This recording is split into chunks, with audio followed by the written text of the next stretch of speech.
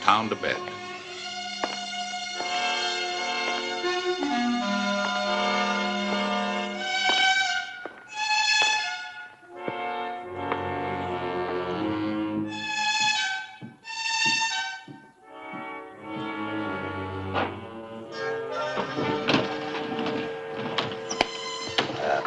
How you doing, Rusty?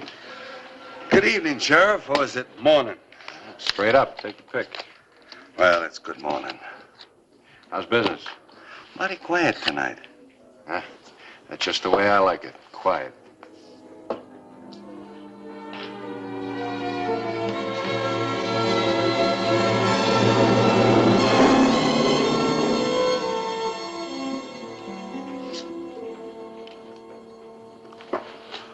Sorry, mister, but I'm closing. But I want to play.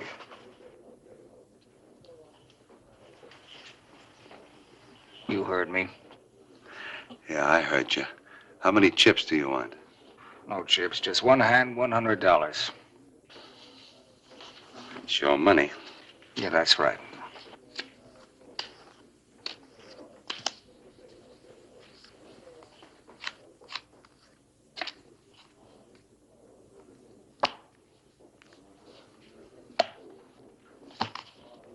What goes? Like you said earlier, it's my money. But you lost. No. You dealt from the bottom of the deck.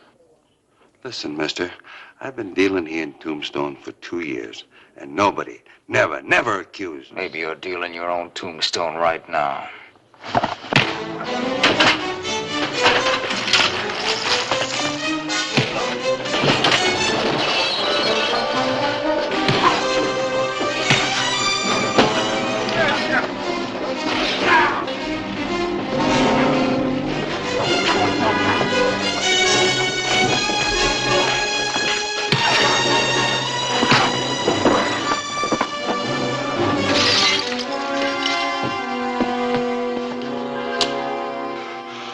I'm not armed.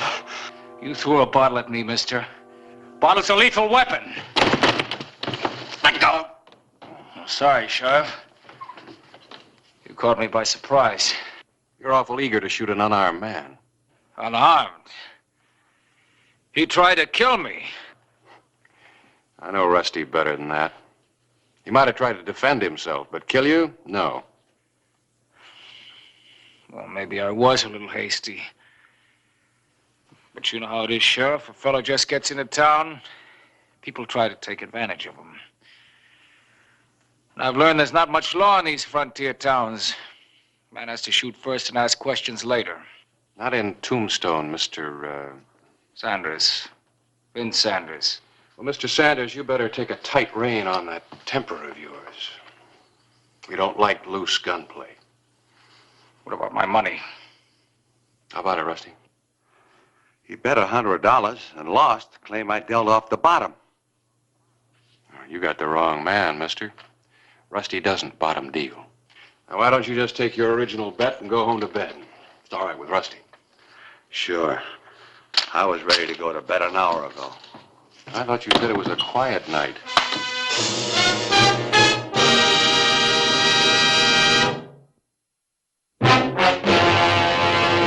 An actual account from the pages of my newspaper, the Tombstone Epitaph. This is the way it happened. In the town too tough to die.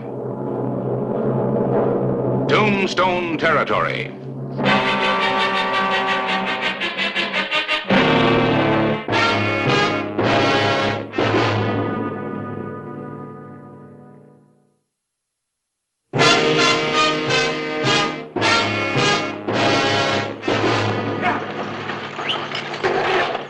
June 4, 1882.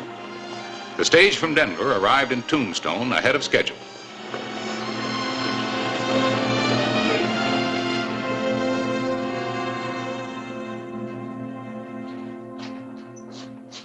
Oh, hello, Harris.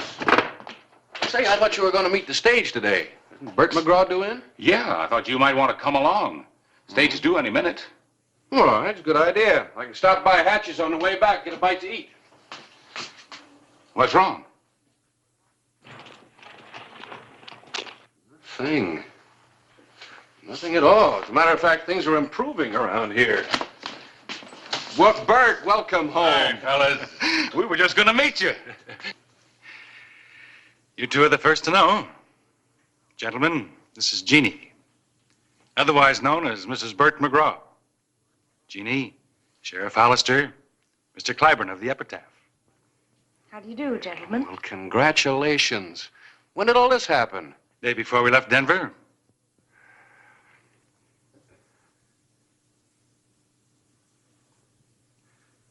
I'm afraid you're going to have to forgive the editor's staring, ma'am. It's just we don't have such pretty newcomers around here often. Congratulations, Bert. You're a lucky man. I think Harris is afraid he's just lost his best chess opponent. We'll still have our chess games.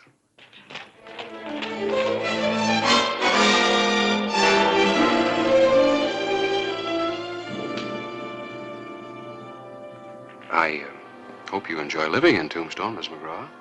Oh, I'm sure I will, Sheriff. We'll do our best to see that you do. Thank you. Come on, Bert.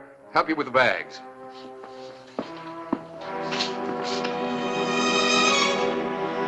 Jeannie McGraw had arrived in Tombstone on the noon stage from Denver, unknown. Nobody knew at the time that she was someone the town would never forget. Yeah, how about that? Never thought old Bert McGraw would get himself roped in a double harness. Yeah. Well, you don't sound too happy about it. Matter of fact, I'd say you're acting downright grumpy. Clay, I know this sounds ridiculous, but I have a notion I've seen that woman before somewhere. Oh, you've been to Denver. I don't know where, or when, or under what circumstances.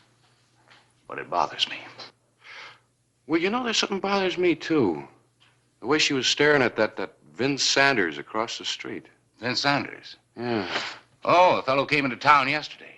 Yeah. And an hour after he rode in, he started a big free-for-all down at the Oriental. Accused one of the dealers of cheating. You think she knows him? I don't know. Probably not. Where are you going? Look for some real trouble instead of dreaming it up.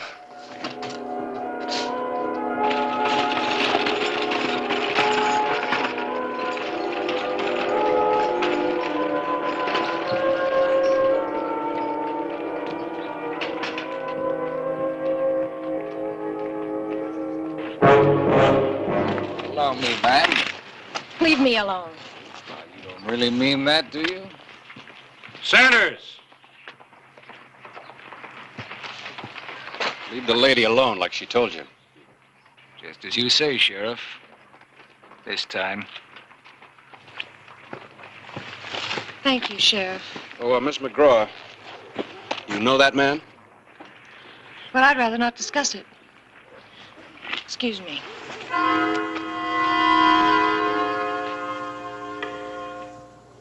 Now, this little gal I was talking about from Denver. She loved me. Wanted to marry me. But she decided she'd marry someone with lots of money. So she did. Oh, it won't last.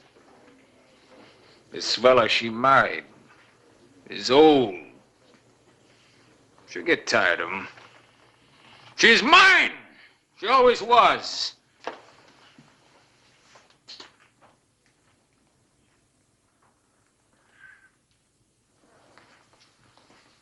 Evening, McGraw. I thought the happy bridegroom would have lots better things to do than hang around saloons. I heard you were talking like that. All over town. Ain't you never heard of freedom of speech, McGraw? You keep that foul mouth shut, or I'll shut it for you. For good, you hear that? Maybe you'd really like to make something of it. You can't talk about my wife like that or bluff me either. Now, I'm warning you.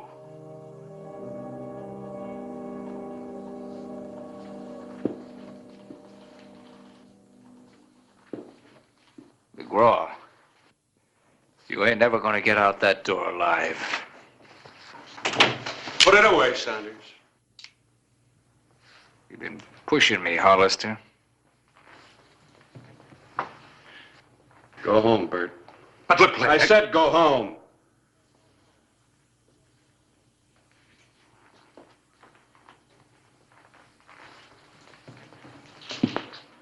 I know what you've been doing, Sanders. That's why I'm here. You leave the McGraws alone, or I'll throw you out of town. Sure, Hollister. Anything you say.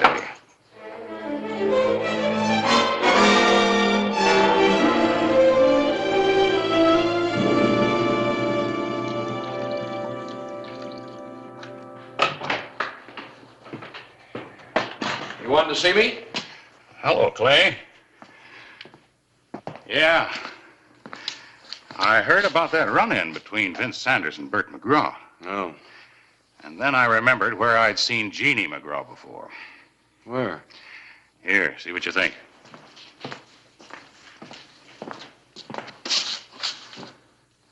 A Santa Fe paper dated 6 months ago? Look at the picture there on the front page.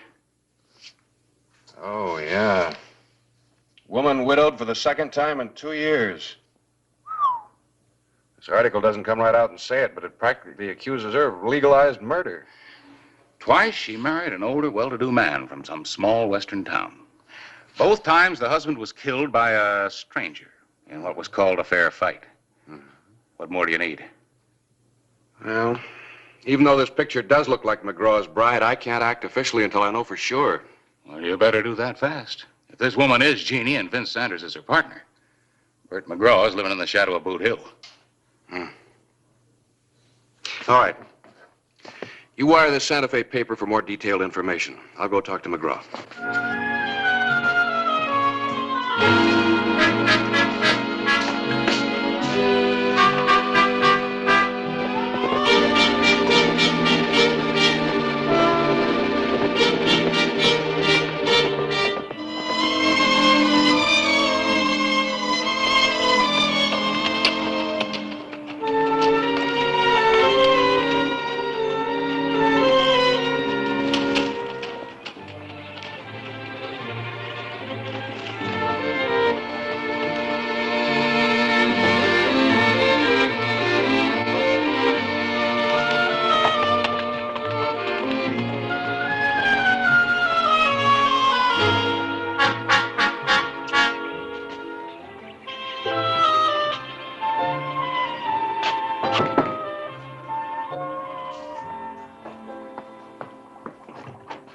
Sheriff Hollister. Ma'am. Nice of you to come by. Sit down. Let me get you something. Oh, no, thanks. I want to talk to Bert. Well, he's not here. Well, could you tell me where he is? He's on the other side of the hill, dynamiting stumps for grazing land. Thank you. Well, Sheriff, what do you want to talk to him about? Maybe I could help. Yeah, maybe you could. Did you hear about what happened last night in town? You mean men brawling?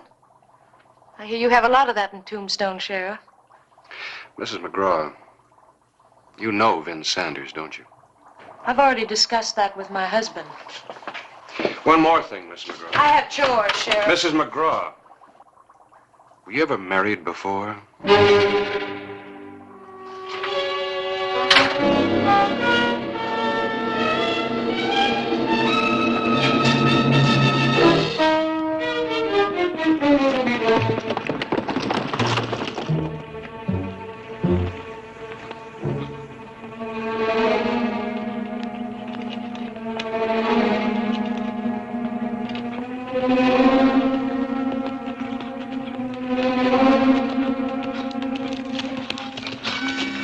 Morning, Bert. Morning, Clay. You better be careful. That's pretty dangerous stuff you're working with. Take forever to dig this stump out. This stuff does it in a few minutes. Say, Bert, you've known me long enough to know that I'm not a busybody. So?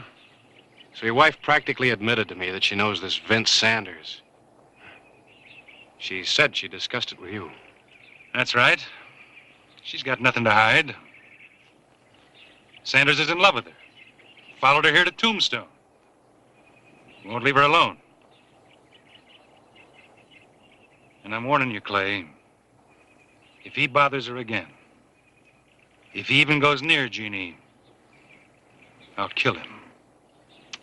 Oh, no, Bert, that's just what Sanders wants. That'll give him an excuse to kill you and claim self-defense. You wouldn't have a chance against a professional gunslinger like him. Now listen, Clay. What is it?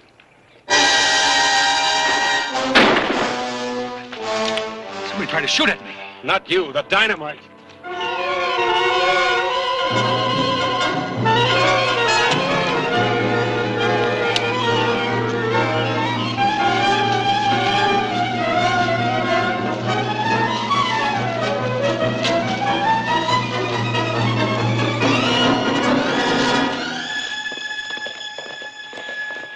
He got away. Vince Sanders, Clay? That's my guess. And he's out to get me now. Any way he can. So he can have Jeannie. Yeah.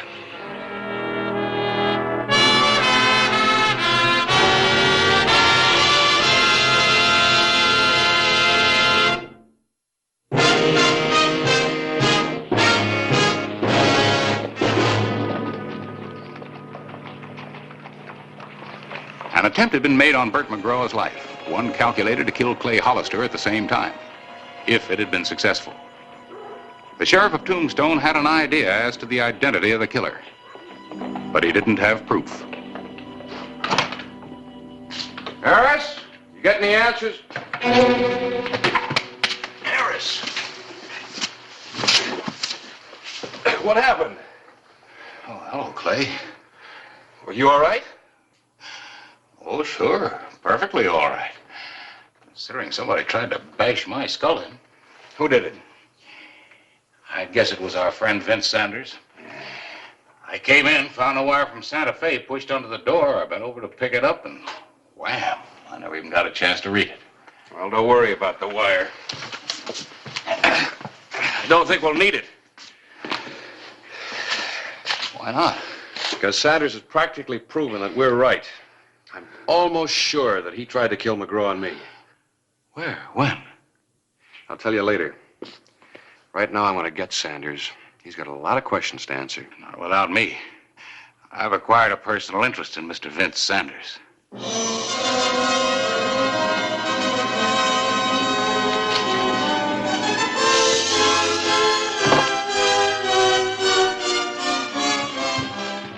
Vince Sanders was a step ahead of us.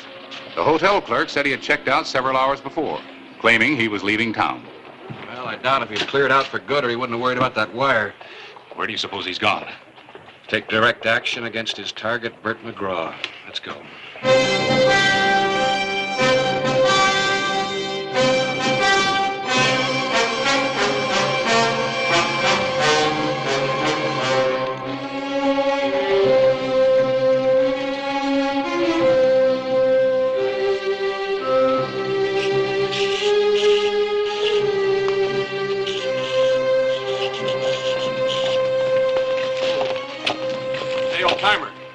McGraw home? No, he's out at the line camp shack on Stony Hills.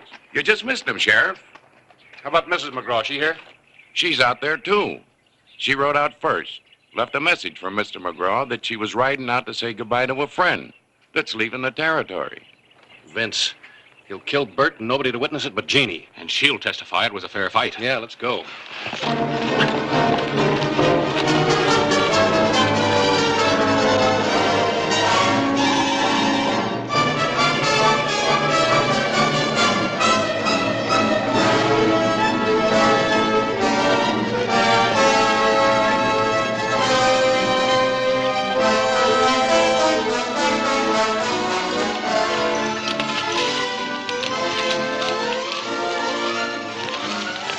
No sign of him. He must have been farther ahead of us than I thought. Still about 5 miles to that shack. Uh-huh. We'll take that dry riverbed. We can cut off a mile that way. Come on.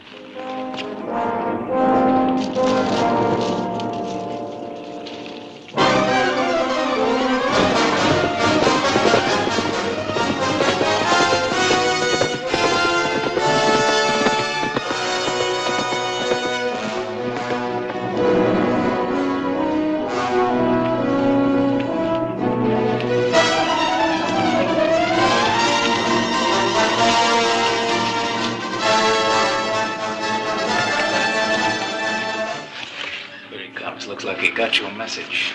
Now he's gonna get mine. Vince, don't you mess with him. You shoot him as soon as he comes in that door. Don't you worry about me. You just stand right here so he thinks you're alone.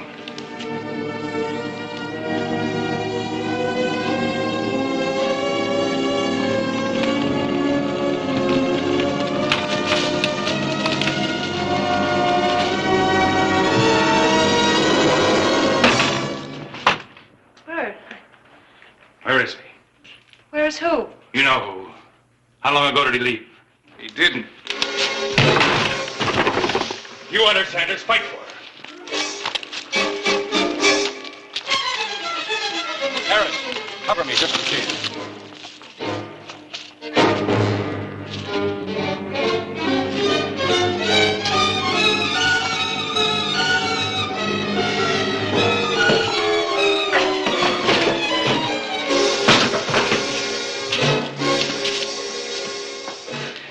I wouldn't dirty my hands. Well, stop stalling and shoot him. I just want to see him suffer a little bit.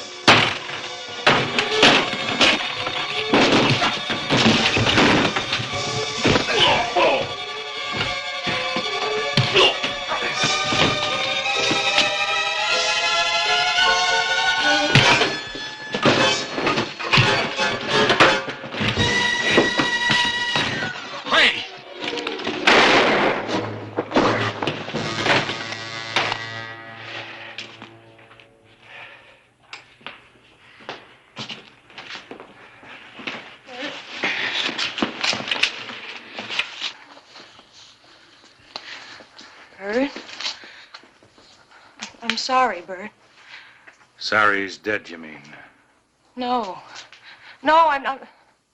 Please don't look at me like that. You can forgive me. You've got to forgive me. I'll make up for it some way. Please, Bert, please. Bert, come back! All right, then, go on. I don't need you. But remember that I'm still your wife. And half of everything you own is legally mine. Your land and your money, that's all I ever wanted anyway. You don't even have that anymore. What do you mean? This wire I just got from the Santa Fe Press. They just completed an investigation on you and your friend here. It seems that you were originally married to Sanders, and you never divorced him. So you were never legally married to Bert or to any of the others.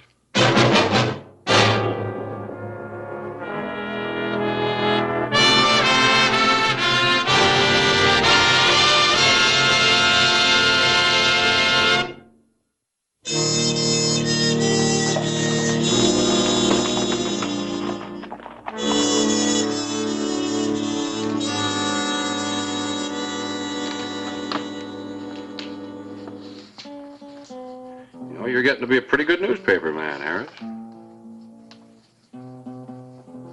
What's so interesting out there? Bert McGraw.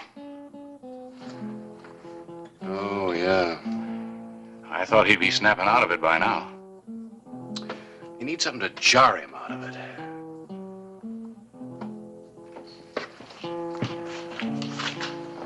What did you?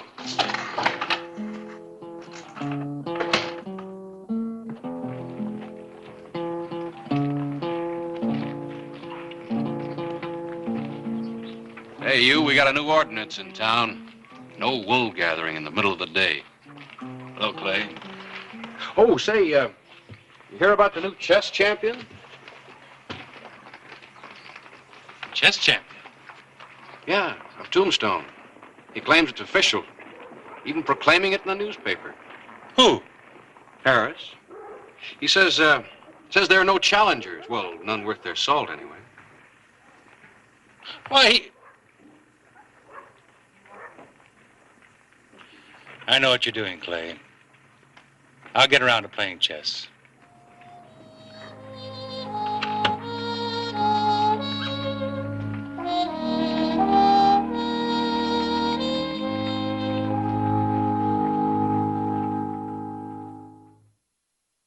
Whistle me up a memory, whistle me back where I wanna be, whistle a tune that'll carry me to Tombstone territory. If your past has run afoul of the law, it's a handy place to be. 'Cause your future's just as good as your draw in Tombstone territory. Whistle me up a memory, whistle me back where I wanna be, to Tombstone territory. Another cave-in deep in the muddy shale tunnel of Gurney Mine Number 5. There's no need for the sheriff to go in so far. No, probably couldn't find any more of them.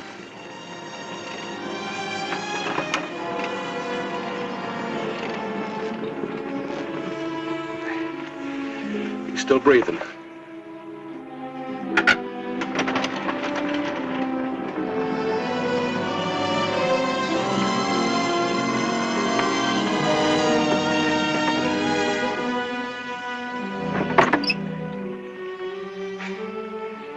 Drive him into town easy as you can. That's all there are. Carl Vogel won't be coming out.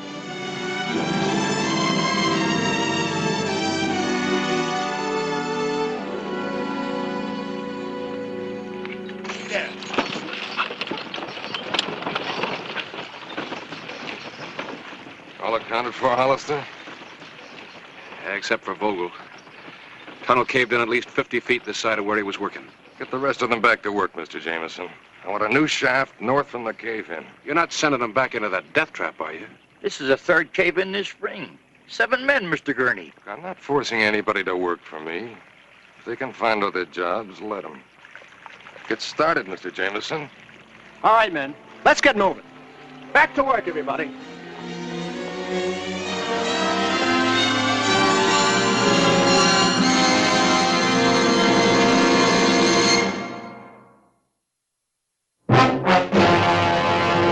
An actual account from the pages of my newspaper, the Tombstone Epitaph. This is the way it happened, in the town too tough to die.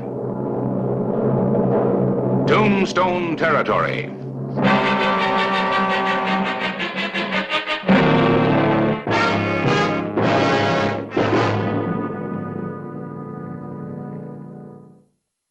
Another mine disaster in Tombstone. Anson Gurney, owner of the mine, had a ready answer. Open another shaft, continue the work at any price, including human life. Harris, there has to be a law to stop these disasters. In Gurney's mine and all the mines. A man can't be without reason. He's without conscience. How can we get a law? Territorial legislature isn't in session. And, of course, with Gurney's influence. You know, the rest of the territory isn't interested. Even Tombstone doesn't care, except for the miners and their widows. Oh, we can make them care. We'll write out the provisions of a law and let the epitaph sell it. Well, we can try it. Maybe we can scare Gurney into closing up number 5. Anybody you two could scare couldn't amount to much.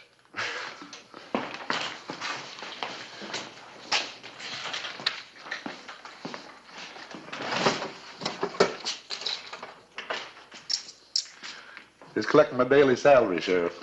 In case I want to see me some new country, I don't want to be bothered hunting up His Honor the Editor to collect what's coming to me. Fred, why don't you settle down? Oh, I never stay in one town more than a month. Now, if you two fellas can hang on to me for, say 2 more weeks, you will have broken the record. Why don't you hang it up? There's another nail. And get dust all over it? You know, Fred, if you'd settle down for a while and stay on, you could afford to buy yourself a new hat. That hat was given to me by none other than Horace Greeley himself. Why don't you go arrest somebody, Sheriff? We got work to do. I'm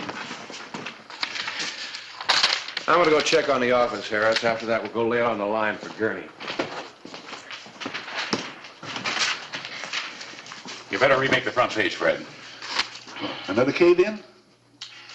Fred, the sheriff and the epitaph are going to wage a fight for mine safety legislation. Why don't you stick around and help us? I'm a printer. I'll never be killed in a mine cave-in.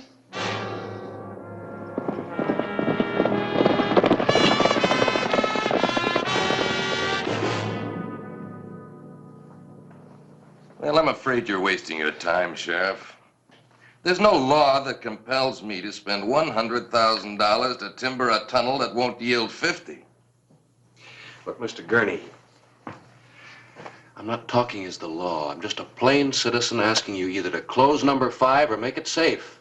Your number 3's no safer, Mr. Gurney. Neither is number 8. Underground seepage from the San Pedro River has turned them both into wet, crumbling honeycombs. Underground seepage. Have you ever studied the geology of this area, Mr. Jameson? There's a network of tributary streams running under all of the Tombstone diggings. We've never had any trouble in 3 or 8. Why, of course not. And when we do, if we do, we'll spend what's necessary to keep them producing. That satisfy you, gentlemen? No, Mr. Gurney, it doesn't. The territorial legislature can force you to make those mines safe or close them before there's trouble. Well, I'm afraid the Cochise County representatives won't see the necessity. People will. The epitaph's going to tell them about it. Well, if Mr. Clyburn wants to take that sort of advantage... You're welcome to space in the epitaph, Mr. Gurney. I, for one, would be interested in how you explain your lack of concern for the men who work your mines. Well, I might take you up on that offer. But in the meantime, let's see what you print.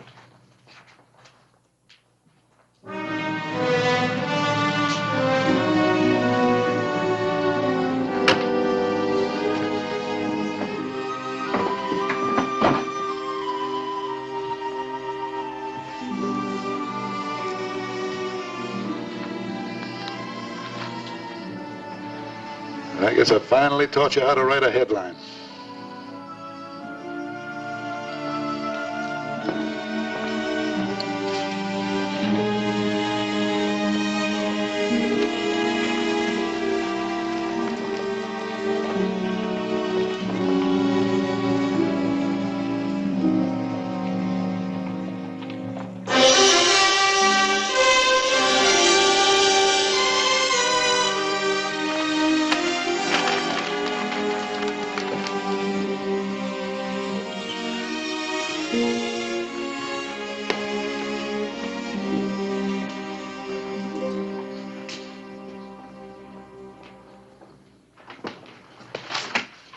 Better look at this.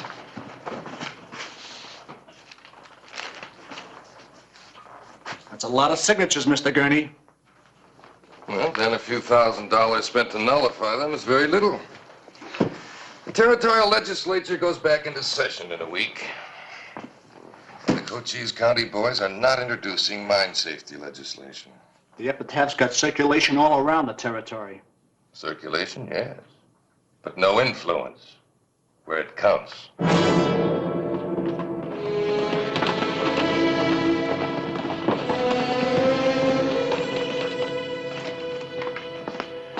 where have you been? I've been looking all over for you. Read this.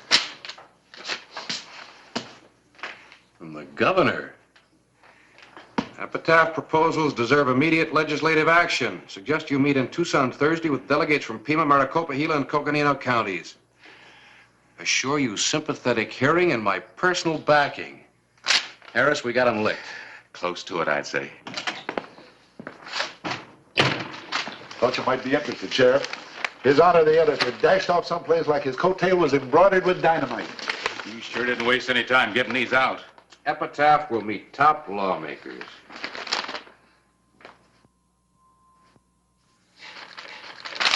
I'm going to deliver a couple of these myself.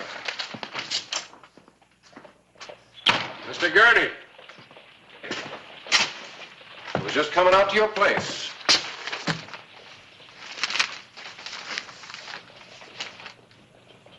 Well, Clyburn will be in Tucson until Friday. Well, at least we'll be spared this sort of sensationalism for a couple of days. I'm sorry to disappoint you, Mr. Gurney, but the epitaph will be coming out just as usual.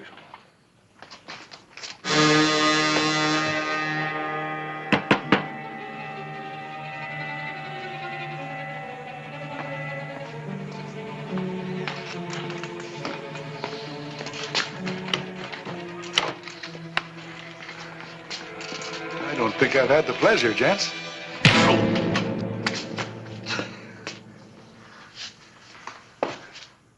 What's this all about? I'm Anson Gurney. Your editor offered me space in the paper whenever I wanted it. He has a habit of playing square. I'm taking that space right now. Front page. Oh, you'll notice the article says, by Harris Clyburn. Well, that's right. It's all about me. Sort of a reflection of Clyburn's own opinion. If I print this under Clyburn's byline, you'll have a libel suit against him. A pip of the libel suit. Exactly. A libel suit that'll discredit everything he's written about my mines. One that'll drive the epitaph right out of business.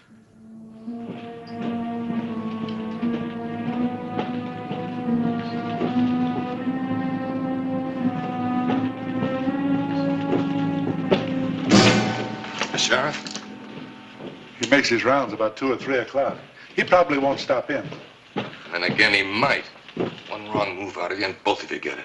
One wrong move.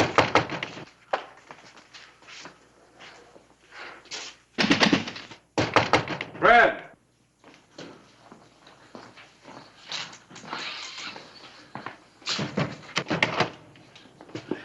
Look, I'm busy. I got a paper to get out. Yeah. Any word from Harris? Look, why don't you go arrest somebody, Sheriff? You know, now I know why you never stay anyplace very long. You're antisocial.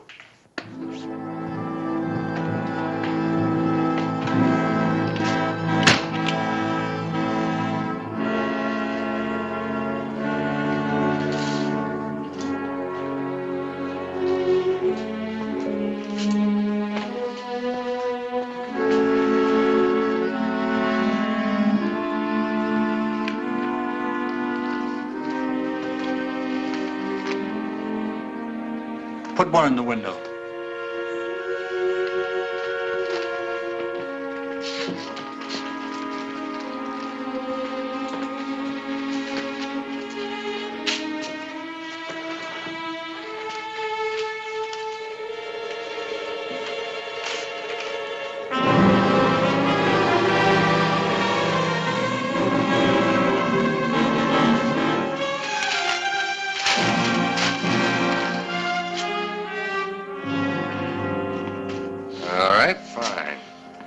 Now, how'd you like $500 and a fast horse?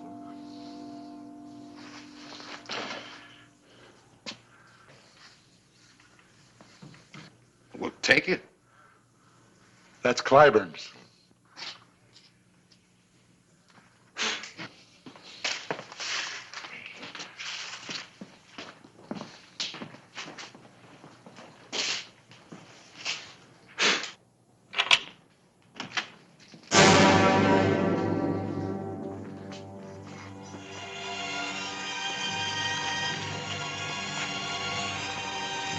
$500 and a fast horse. I'd drive a sharp bargain. Go ahead, Mr. Jameson.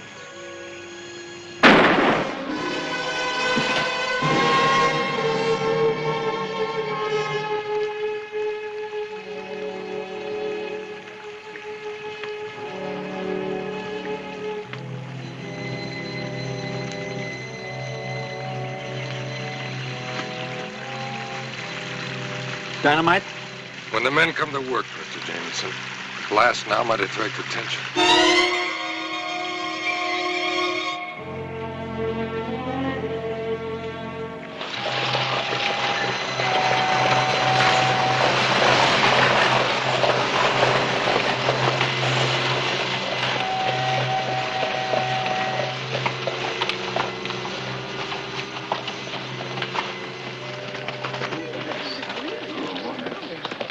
It just couldn't have gone better, Clay. The bill will be introduced at the opening session of the legislature, and it's sure to pass. If we keep on fighting.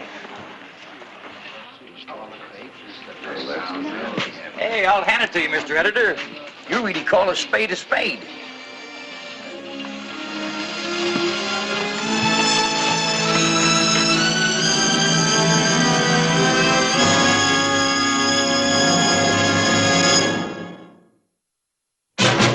April 12, 1883. The latest edition of the Epitaph had come out with a libelous front-page story about Anson Gurney and his mining operations. And the man responsible for the printing of the story had disappeared.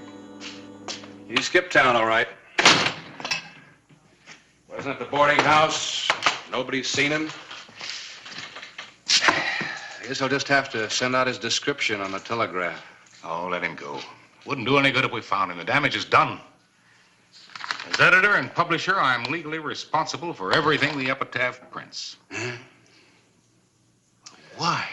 Why would he do it? I would have trusted that old fellow with my...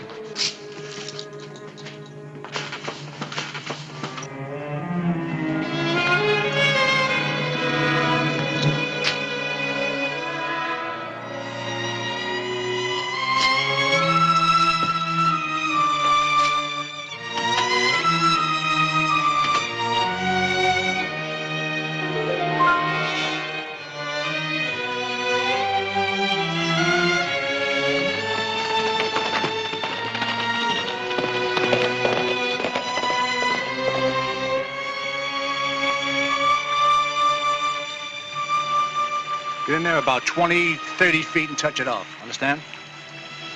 I told you Mr. Gurney wants number 5 closed. You still got jobs. Report number 3 as soon as we're through here.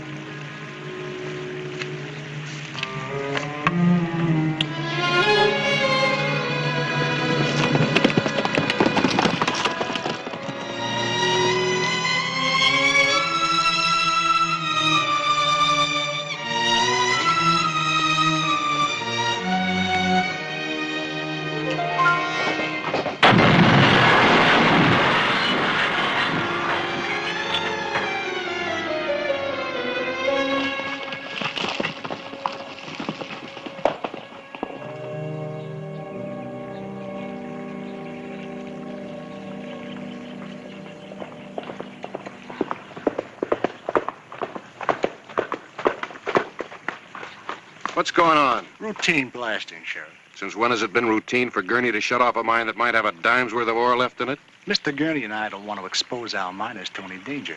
You're a little bit late. About 3 cave-ins too late? You and your editor friend have been working up a big head of steam for nothing.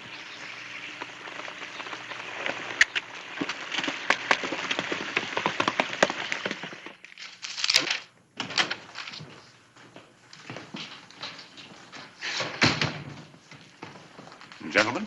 I believe you know Martin Tyre. Yes, indeed, Mr. Tyre. I just retained him as my attorney.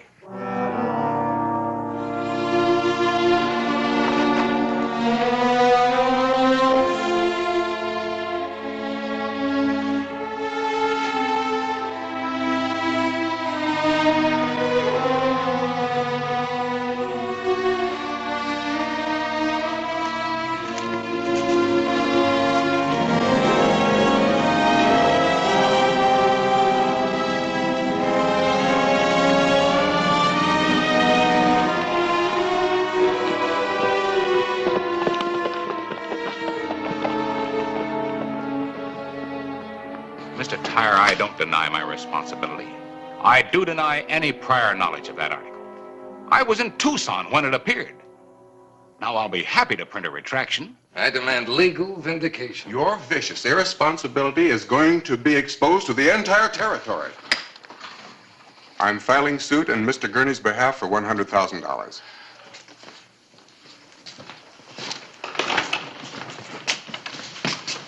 Counselor? I'll need you later, Sheriff. I want you to serve a summons. How much do they want? $100,000. Man, I couldn't even meet a judgment for $5,000. Well, maybe you won't have to. Well, I wish you could tell me how. Look, Harris. Fred wouldn't leave town without his hat and his watch unless he couldn't help himself. There's only one logical explanation for this. Gurney is trying to kill our mine legislation, and with you in Tucson, he saw his chance. I think he forced Fred to print that article and then killed him. Well, what makes you think that? If he killed him, where's the body? They've sealed off gurney number 5 with dynamite. Sealed it off for good just before I got there. Well, then, if your hunch is right, Fred's body's in that mine shaft. Yeah. What good's a hunch you can't prove? But I got another hunch. After I left the mine, I rode over to the San Pedro River. I found what I was looking for. A man's body was hung up in the rocks. Whose? Fred's? I thought you said you didn't find him. It wasn't Fred's. But if my hunch is going to pay off, I'll need his hat and a bucket of water.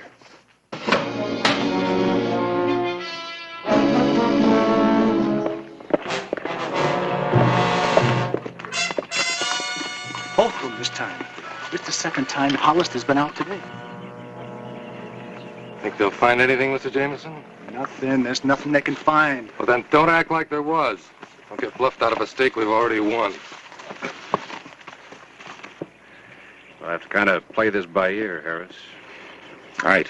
Out looking for news, Clybourne? So you finally sealed it off, Gurney. Tight as a drum. So the epitaph accomplished something after all. Clybourne, you don't want to face a libel suit and judgment you can't possibly pay, do you? I might make a deal with you. I'll listen. First, you'll make your statement that everything you printed about me was a lie. I've offered to print a retraction for what appeared in my newspaper. Your lawyer wouldn't hear of it. And after you've done that, I'm going to buy the epitaph from you for $1 cash. Thanks. I think I'll take my chance in open court. Well, I tried, Mr. Jameson. Let him try to pay off a $100,000 judgment. There's one other matter, Mr. Gurney. I found a body this morning. Oh, really? Where? Floating in the San Pedro River. Well, perhaps then you should be doing what you usually do under these circumstances. I want to show you something. Harris, would you? You know, I always thought that there was an underground stream just below that shaft. A stream running straight into the San Pedro.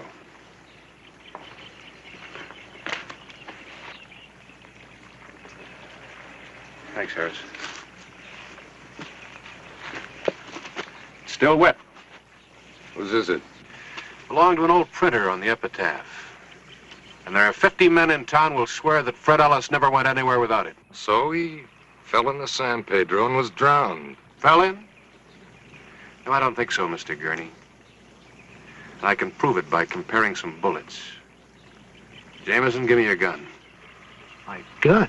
You're the kind that follows orders and gets charged with murder. Gurney, what are we going to do? He's going to go to trial, just like you will.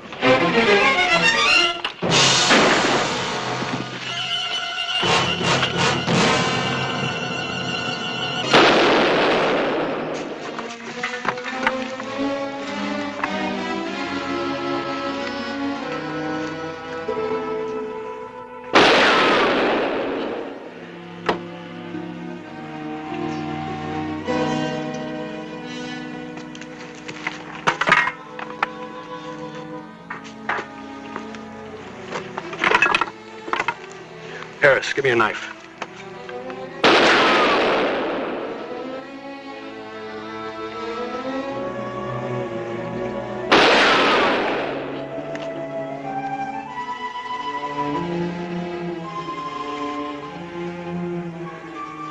Gurney, using your dynamite on you just like you and Jameson did to seal in the old man's body.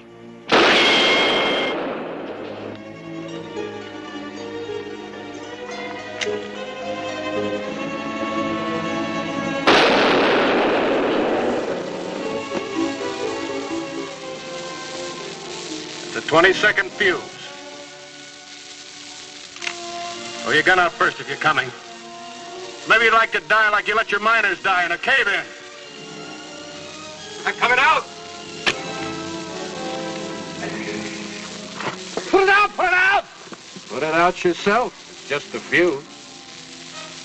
But it's gonna blow a confession out of you. Jameson killed him. I didn't do it.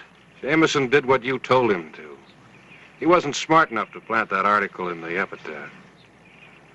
Oh, by the way, the man that you and Jameson murdered still in the mine. But the body in the river. There was a body. And in a way, you killed him, too. We couldn't find Carl Vogel after that cave-in last week, you remember? When they pass those mine safety regulations, I'll send you a copy of the epitaph announcing it. Don't trouble yourself. What's no trouble? I've got a wide distribution, even as far as Yuma Prison.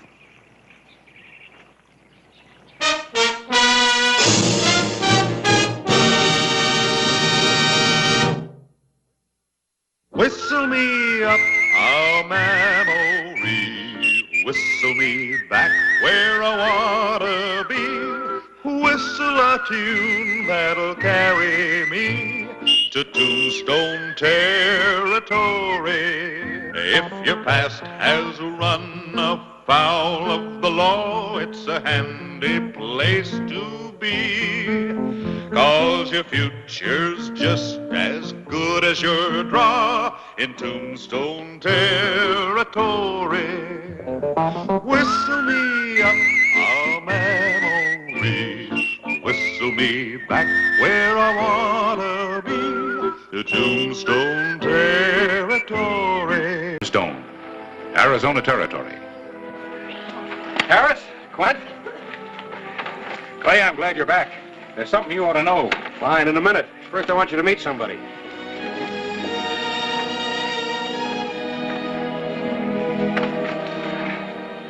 This game on a hand. Harris Clyburn, head of the epitaph. This is my deputy, Quint. Miss Monahan? All right, Smokey, line him out. Clay. Miss Monahan's a lawyer from the East. He's come out here to practice. Well, welcome to Tombstone, Miss Monahan. Thank you. Miss Monahan, we'll stop by my office first. I'll take you over to your rooms at the Russ house. Clay, listen, I got you covered, Big Jim. Stand right where you are. Don't move any closer. Keep your hands away from your guns. Now, you're going to eat these lies you gave to the paper about me. You're going to take them back. What's it going to be, Big Jim? This or this? It's going to be either one. Are you on his side, too? I'm not on anybody's side. That includes your side, too, mister. Now, you stay out of this, Clay. I'm warning you. I want to see you down at the office. Harris? Come on.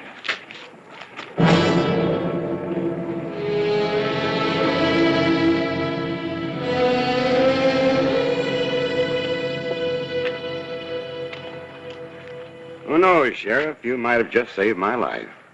It was Feeney's life that I was trying to save. I don't know you, mister, but I think you should know that in Tombstone we like even odds, especially in a gunfight.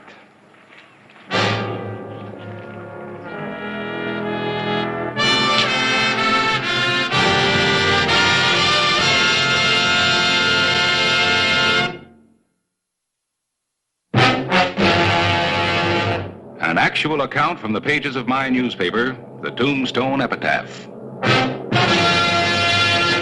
This is the way it happened, in the town too tough to die. Tombstone Territory.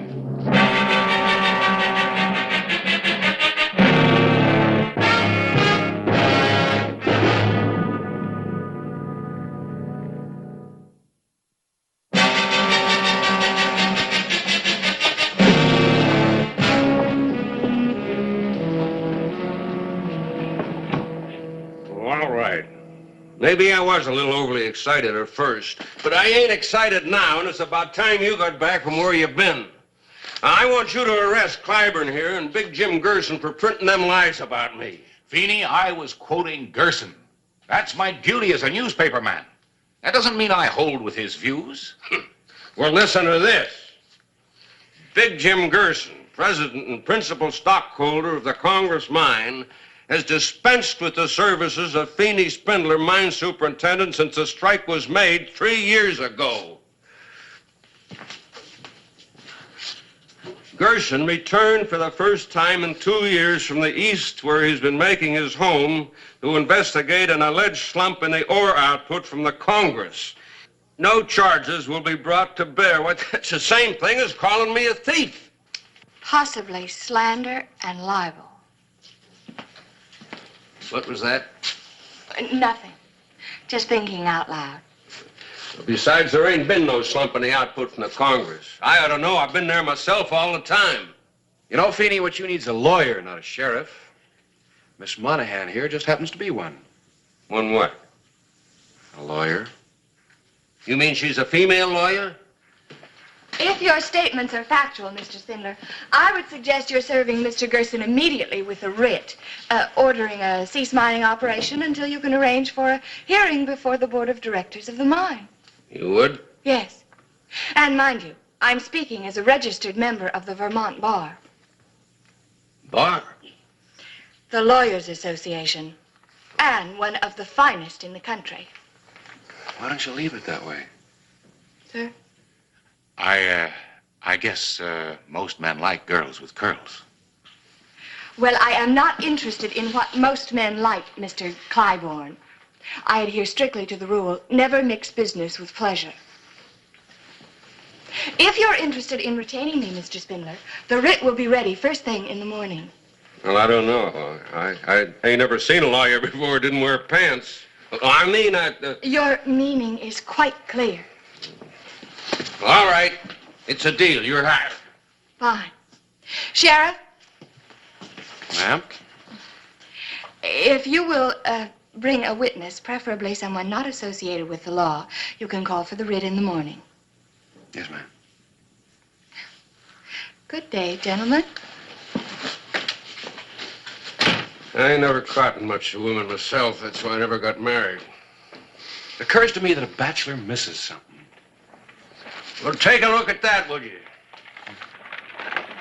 You know where that ice wagon's been? Up to the Congress, that's where.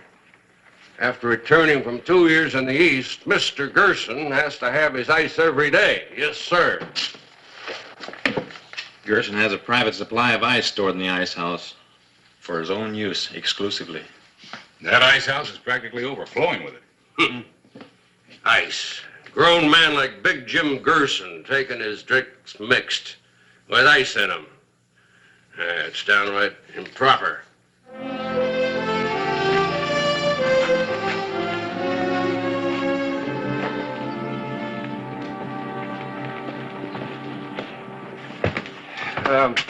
Harris, there's no need for both of us to go in. I'll just go see if she's out.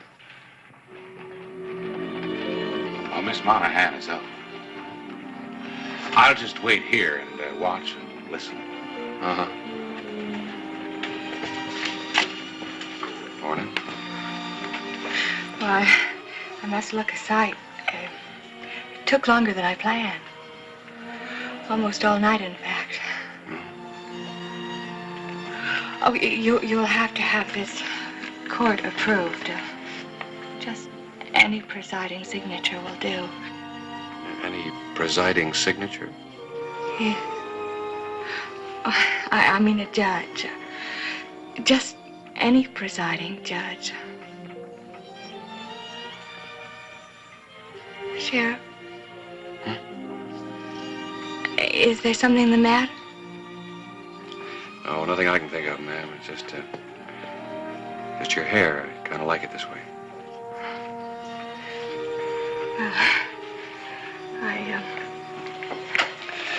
Morning, ma'am. Sheriff, well, I often wear my hair this way. Well, I wouldn't want you to think that I had rearranged my hairdo just for you. Yes, ma'am. Clay, wait for me. I'm going along. Don't tell me there's a law again, because I know there ain't. I just want to see Gerson's face when you serve that writ on him. All right, let's just get this approved.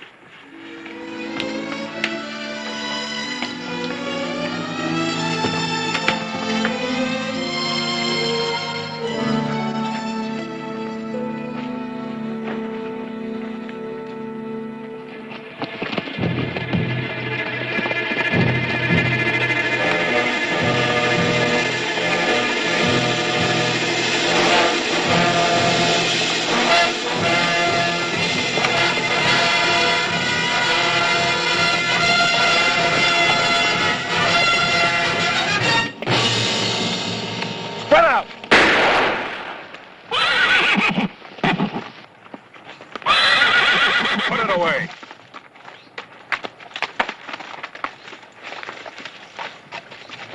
Clay Hollister, you make me sick. Why don't you let me shoot? Mostly because you're a bad shot.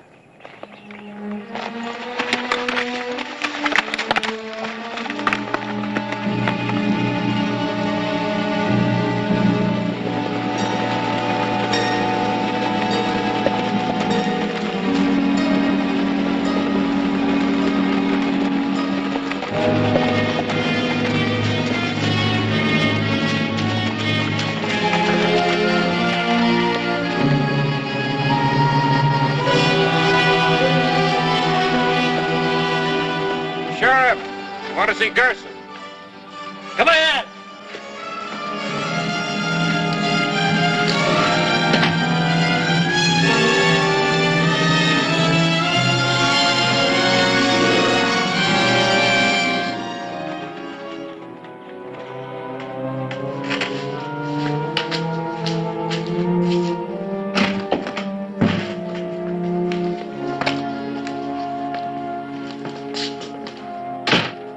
Sorry, Sheriff. Just a morning shot. Didn't know it was you. Not much you didn't know it was us. I'd like to see you flat instead of upright right now. Yeah. There's going to be no trouble. I told you that before. And the first person who starts it will answer to me. Bravo, Sheriff. Spoken like a man of conviction. Oh, you are a man of conviction, aren't you, Sheriff? I'm convinced about some things. Others I let ride until they're proven. I'm hoping that this will help prove something.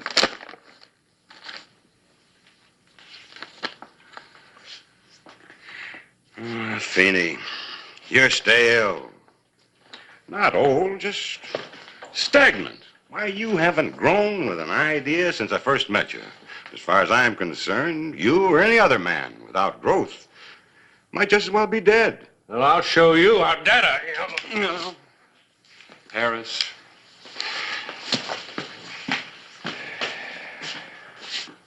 Mr. Gerson, ideas don't always help a man grow. Boot Hill is just full of small men with big ideas. Here comes the ice wagon, Mr. Gerson. It's a long, dry ride back.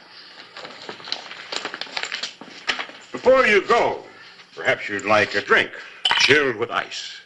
That's where I'd like to see you, Gerson, on ice. Now, don't keep that gun-happy squirrel of yours away from me. That's where he'll end up, on ice. I'll see to it personally.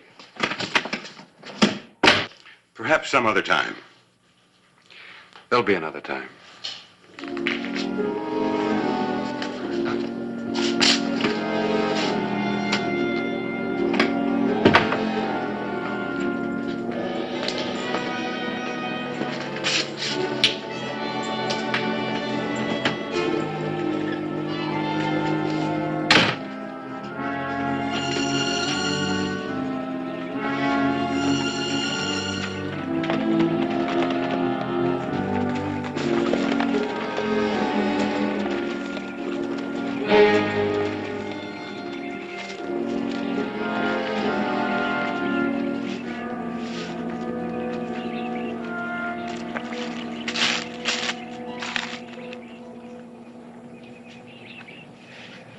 Looks like maybe Newton was wrong.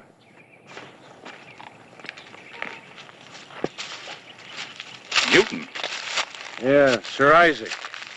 According to his theory, a wagon with ice should make a deeper track than a wagon without ice.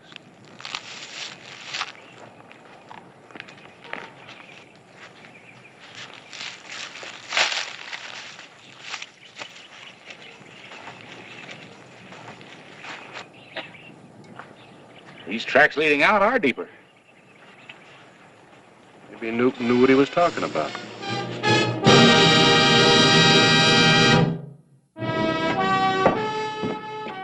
July 25, 1883.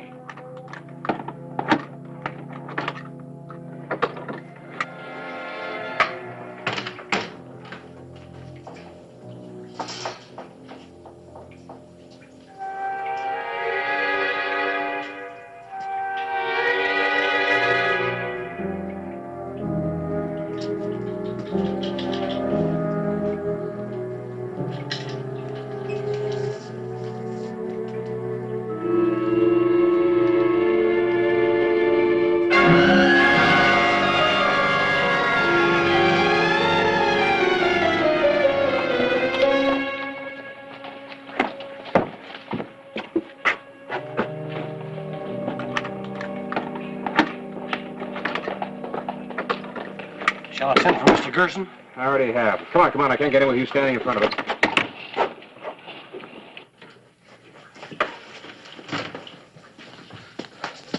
Down here, Sheriff.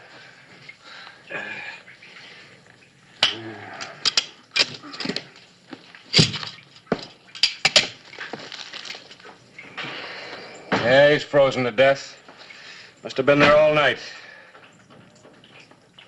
I was in town. I heard you were looking for me. Yes, I'd like you to make an identification.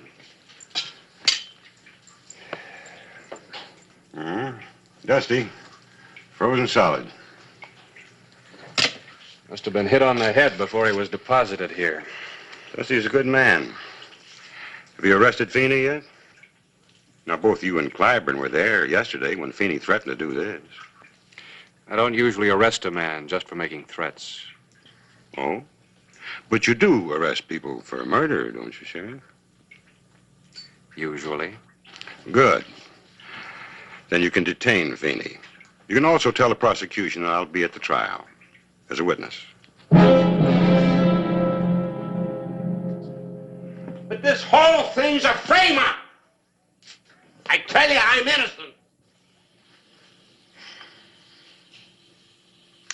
Mr. Spindler, you are merely being detained, not arrested for murder. But if you don't stop shouting and help, it's just possible that you might hang. I tell you, I'm innocent. There it is. Let's go.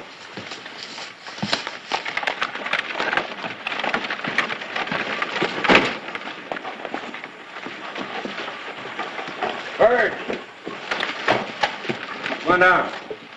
Give me the line. You know, you don't look so well, boy. Why? I feel all right. Oh, well, a lot of people feel all right, and then just like that, they're gone. But you needs a little rest. We're going to see that you get it.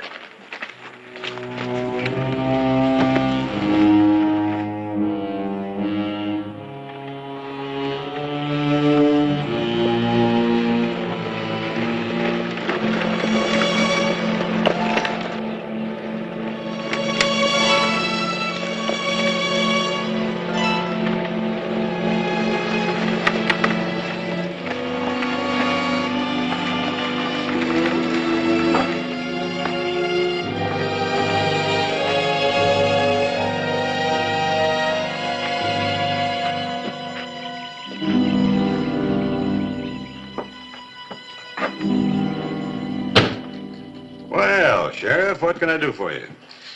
Serge Gray isn't feeling too well. I'm helping him out with his ice delivery. Now, that's real nice of you, Sheriff, but we don't need any ice today. Still got plenty left over from yesterday. You sure? Mm-hmm, quite sure. Well, then maybe you'd like something delivered back to town? No, nothing, thanks. Anytime.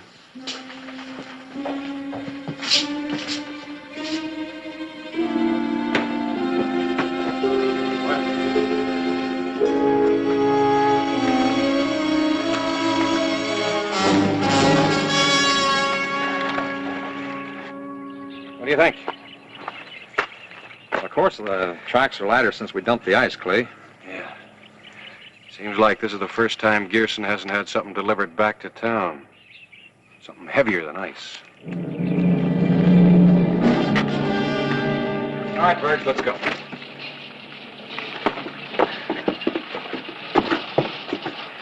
Come on, open it up.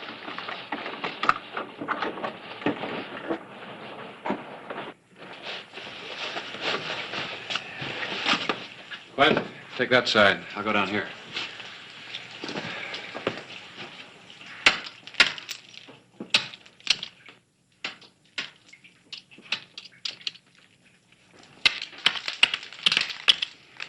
You won't find anything in here, Sheriff. For your sake, I hope you're right.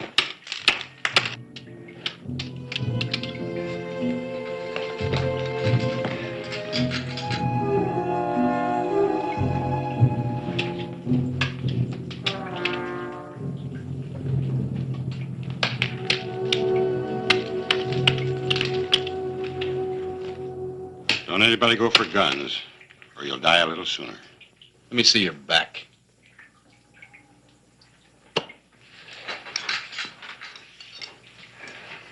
That's close enough, Sheriff. Drop your gun, Bill.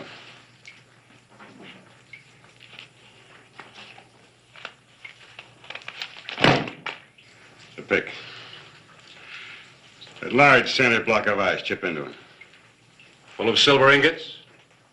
Like the Sphinx, I thought my secret was safe. It was, up until now.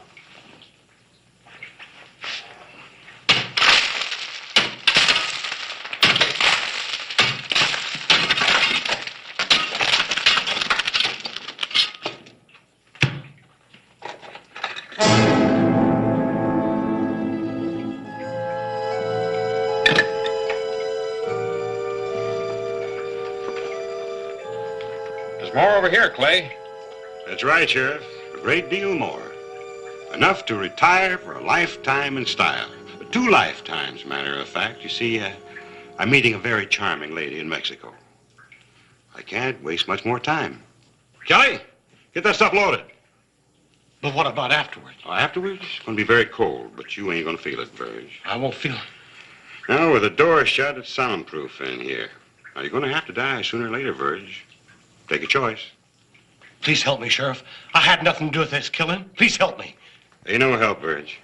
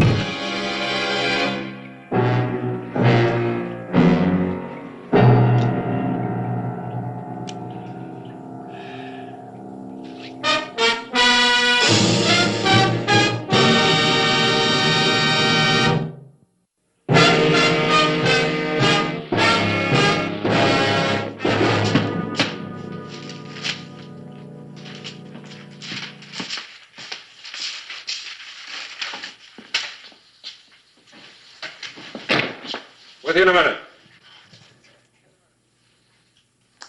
Well?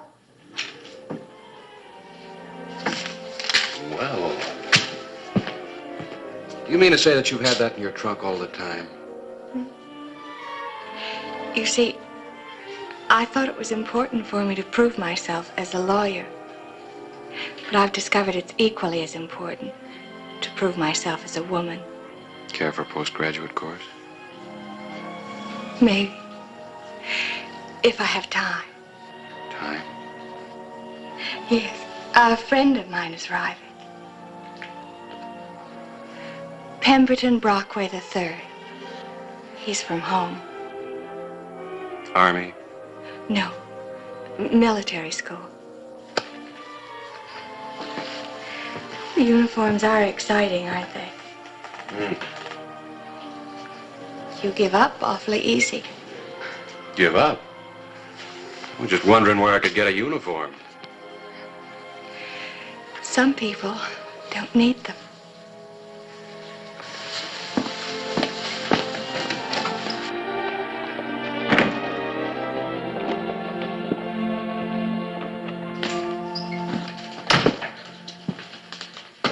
matter? You look like you just lost your best friend. Who needs friends? Hey, Quint. You don't happen to have a uniform, do you? No, why? Hey, you aren't thinking of joining up, are you? No.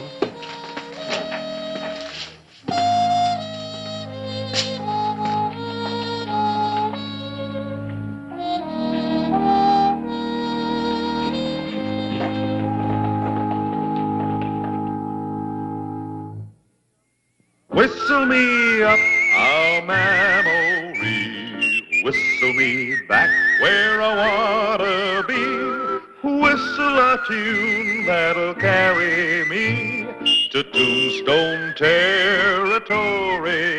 If your past has run afoul of the law, it's a handy place to be. 'Cause your future's just as good as your draw in Tombstone territory. Whistle me up a memory, whistle me back where I wanna be, to Tombstone territory. Hey, what's the matter? Sheriff. Well, one sheriff, two of us. That trail, up the side of the hill there. Come on. What's the matter, Lugo? We don't know nothing. You afraid of him? I said, come on.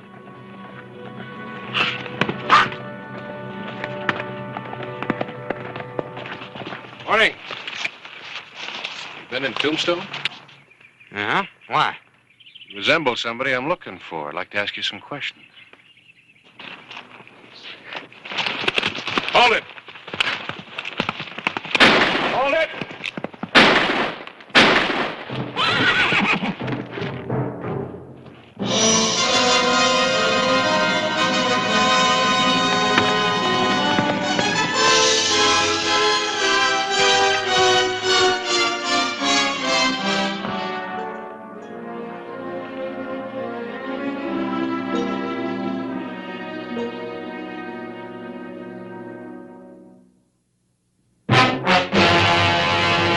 An actual account from the pages of my newspaper, the Tombstone Epitaph. This is the way it happened, in the town too tough to die. Tombstone territory.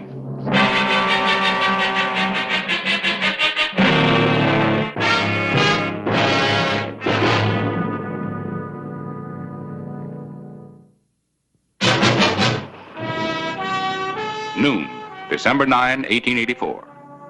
A young and unknown gunman lay seriously wounded after a reckless attack on Sheriff Clay Hollister. Outside of his wound, he may be going into pneumonia. Who is he, Clay? I don't know for sure, but he answers the description of a kid who's been reported hanging around the bank. I started asking questions and he started shooting. Well, somebody's got to be with him every minute. I'll hire a nurse. The county will foot the bill. Fine, but where are we going to get one? The hospital's short now. How about Mary Rice? She's helped out before. She's on her way to Prescott this afternoon on the stage to visit her folks. Maybe she'll put it off. Well, maybe, for you. Galeyville, town of a black and lurid history. The only inhabitants, the lawless.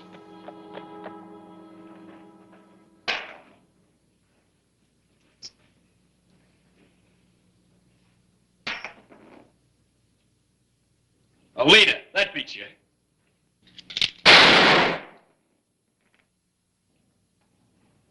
You're getting too good, Snyder.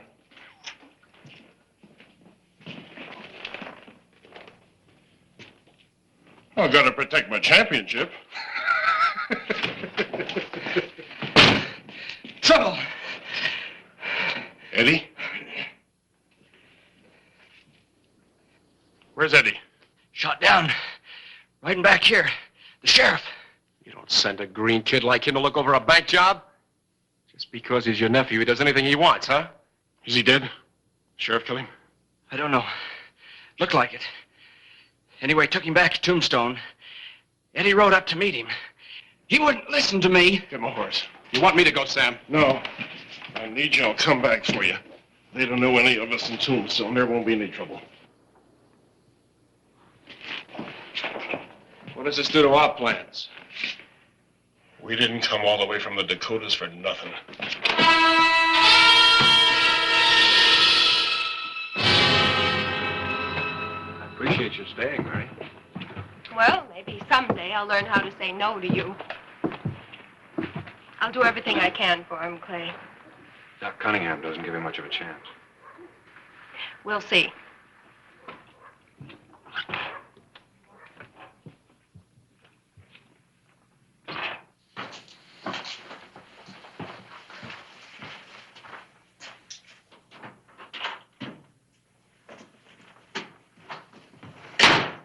Got a pretty sick boy here, Mary.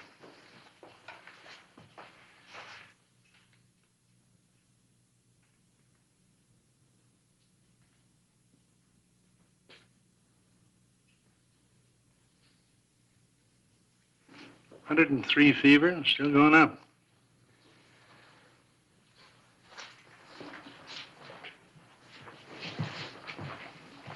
Mary, Clay, mind coming back later? thanks again for your help.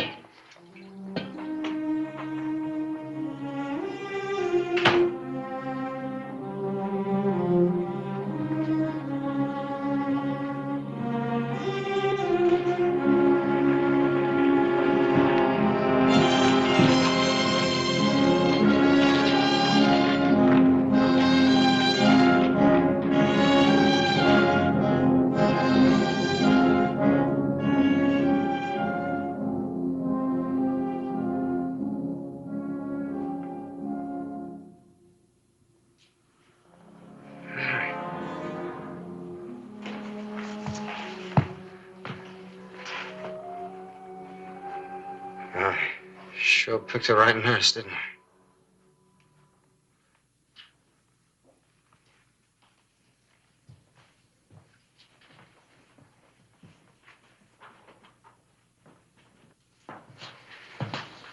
Yes, Clay?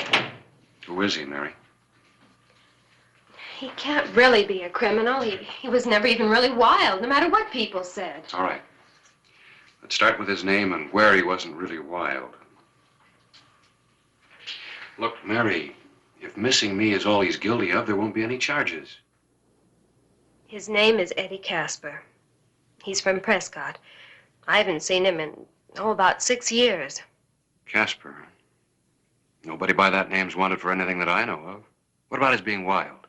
Oh, he was noisy, the way kids are. And he always wanted a fast horse so he could kick up the most dust on Main Street. And he bragged a lot. Mostly about a rich uncle in the Dakotas who he said could buy him anything. Who was his uncle? I don't think there really was an uncle. Well, didn't you ever make things up? Sure. Look, Mary, Pete and I have to go to Bisbee tonight. Mine payroll. I'm gonna leave a guard right here. Oh, that won't be necessary. People can change a lot in 6 years. Be back tomorrow noon.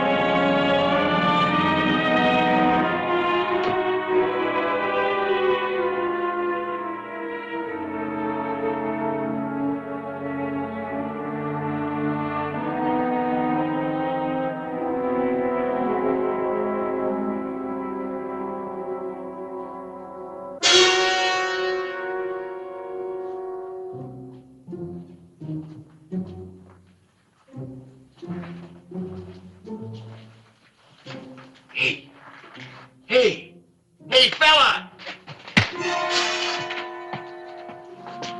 It's all right how you hit him, gents.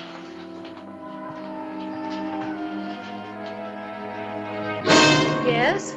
We're taking that boy. Why? Who are you? His kid. His kid? I'm his uncle. Don't yell. Don't do anything. Eddie? Eddie, how you feeling, boy? Sam, I'm sorry, Sam. There's nothing I can't get you out of. We're taking you back.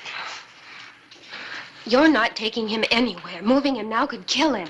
We got a wagon full of straw. Easier ride than the way he got up here. He's verging on pneumonia. He needs constant care. And he's gonna get it. Good care.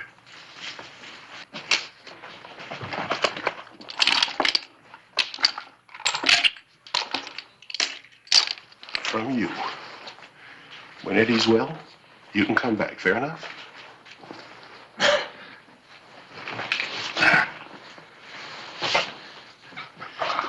Easy with him now. Easy.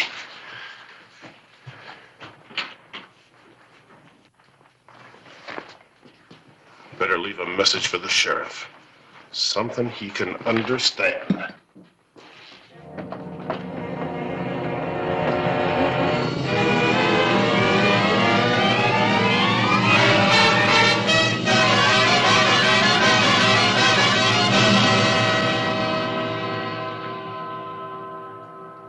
Take any stock in that? Yep. That's not going to keep me from following him.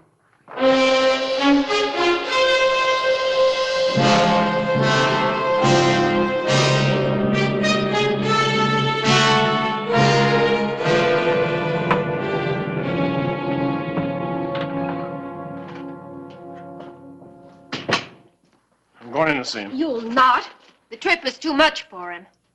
His life doesn't mean a thing to you, does it? It's the only life it does. Well, then from now on, you're going to do exactly as I tell you. Here. This is a list of medicines and supplies that I have to get from Dr. Cunningham at the Tombstone Hospital. What's all this? Latin. Pharmacological Latin. It's the only way medical supplies are ordered, and Eddie would die without them. I'm warning you, if this is a trick, tell them where we are. Is my name on it? Does it say anything about Galeyville or you?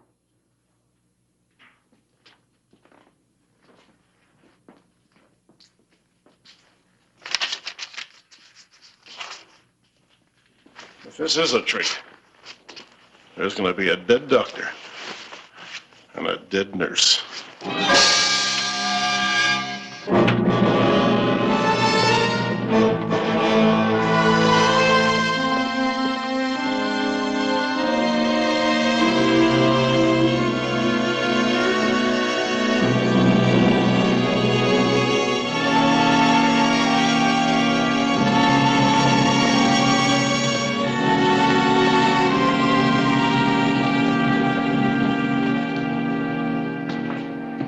We don't even know who we're looking for. We'll find out. Just keep asking questions. Did you get any answers? Not today. We'll be going out again tomorrow. What do you want to see me for? Here's a note. All right, what is it? It's from Mary. It's an order for medicine written in Latin. And directions, maybe where to find her. Vicus Latus, village of the bandits. Mons Magnum, large mountain. And northeast. Vicus Latros. Galeyville. Should I start getting a posse together? No. It's about a posse 10 miles off. Kill Mary, like they said. Maybe one man might make it. I'm starting tonight for, Vicus Latros.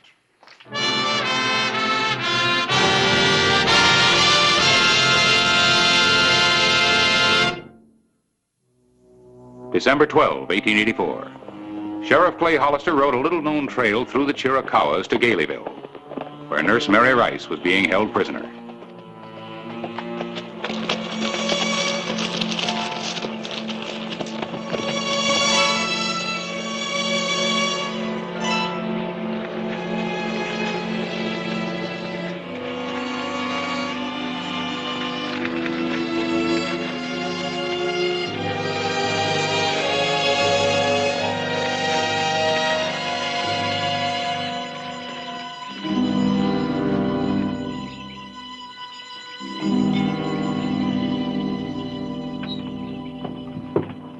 Eddie looks real good this morning.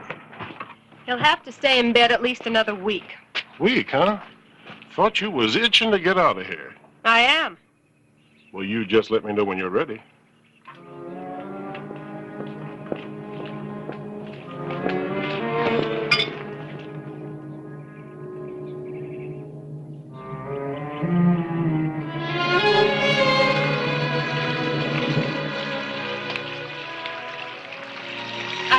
have to be watched.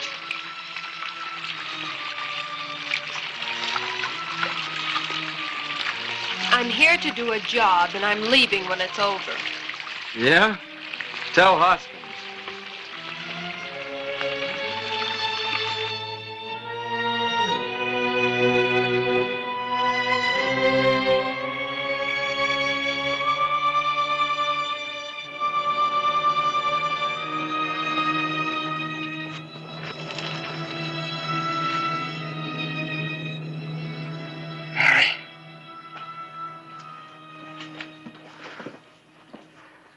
I'm here, Eddie.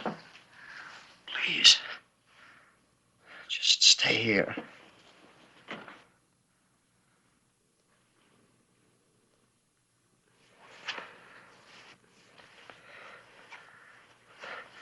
Something I want to tell you when I'm better.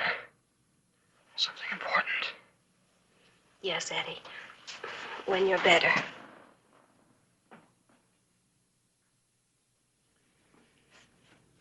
How long are you going to keep her here, Sam? She's a lively, handsome young woman. Look, Sam, she's seen enough and heard enough to hang us all. How much longer? You'll be the first one to know, Snyder. You're the one who's going to see to it that she doesn't hang us.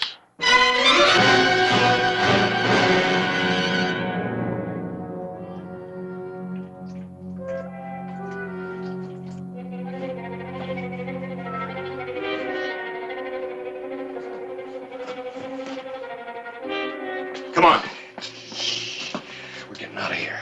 I can't leave him, Clay. Not yet. He's just not well enough. And when he is well enough? Then they'll let me go. Oh, Clay, when I sent that message through to Dr. Cunningham, I didn't mean that. What did you mean? Well, we can't leave him here to die. Look, Mary, be sensible. They'll never let you leave here. Clay, I've got to help him. And I don't mean just as a nurse. I can persuade him to leave here, to give this up. I know I can. Oh, please, Clay, let me talk to him in the morning.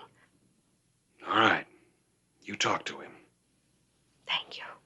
But regardless of Eddie, I'm getting you out of here at noon tomorrow. Find some excuse for going for water. But they always keep a lookout there. I know it. Don't you worry about him. All right, I'll be there.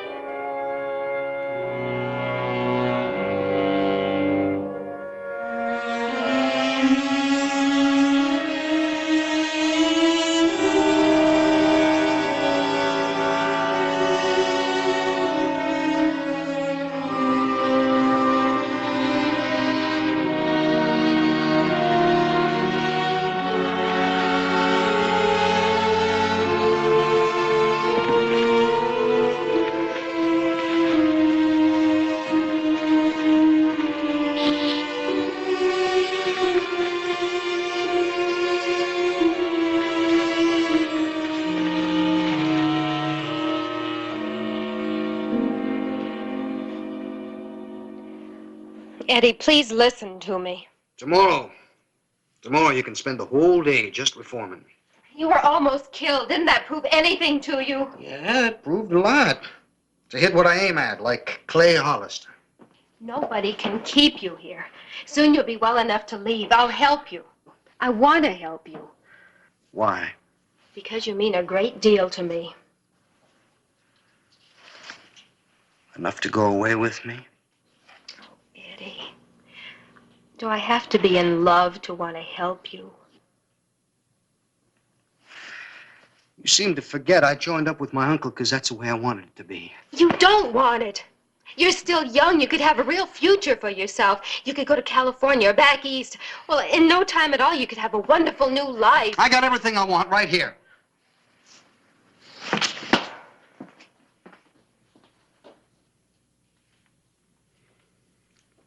I'd like to see my uncle now.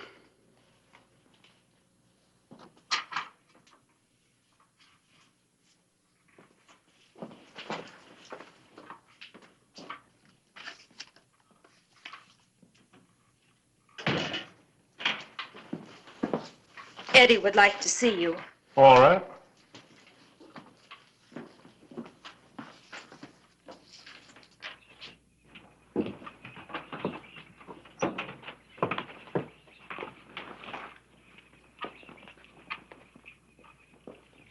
Mr. Snyder, I said you'd be the first one to know, didn't I?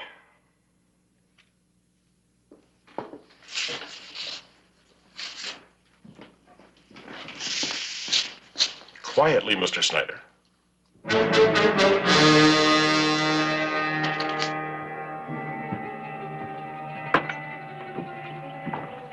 Let's go, Legault.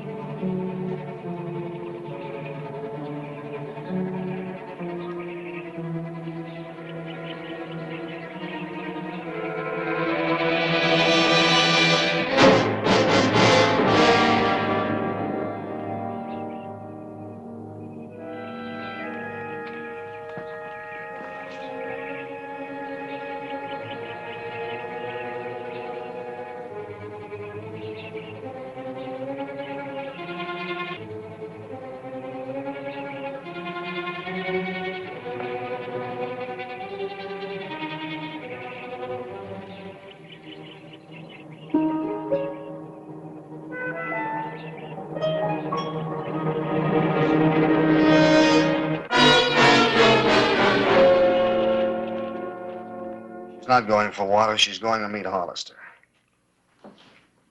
Why didn't you tell me all this before? How could I? She was here all the time. I'll take care of the sheriff, Eddie. Sam, what about Mary? She's been dead since we brought her here. You made your choice when you joined us, boy. You haven't got any now. Yeah, you're right. I haven't any now.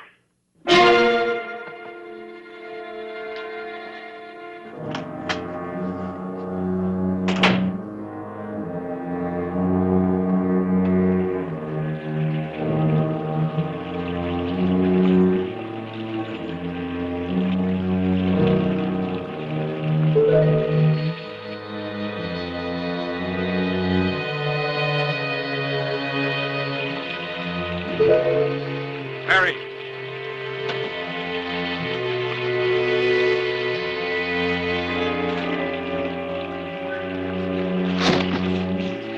Left the horses half mile up the trail. Come on. Parks! Parks!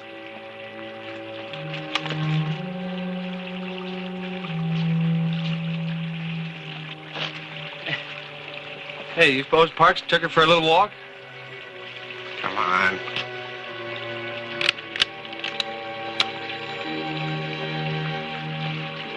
All right, drop your gun belts.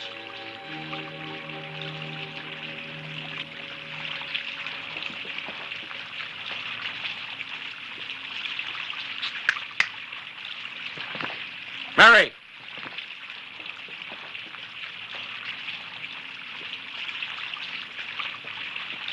Pick him up.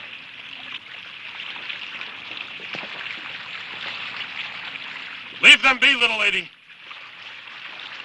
Drop your gun, Sheriff. Drop it!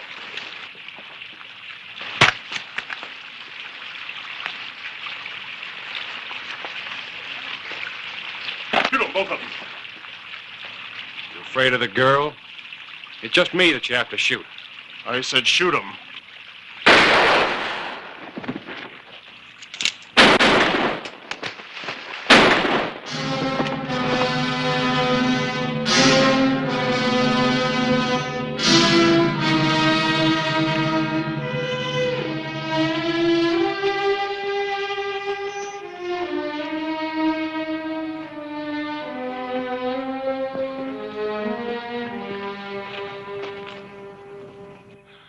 You were right. I had no choice.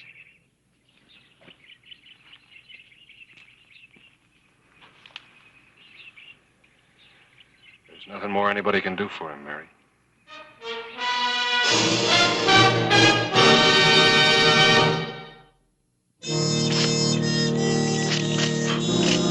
Well, Mary!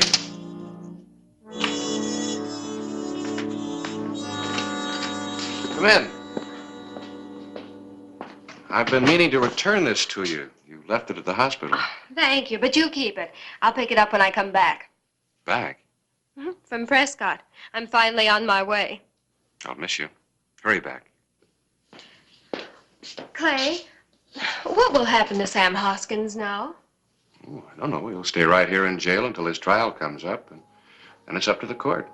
Oh, I see. Well, I better not miss my stage after all of this. Good trip now. Thanks. And I will. Will what? Hurry back.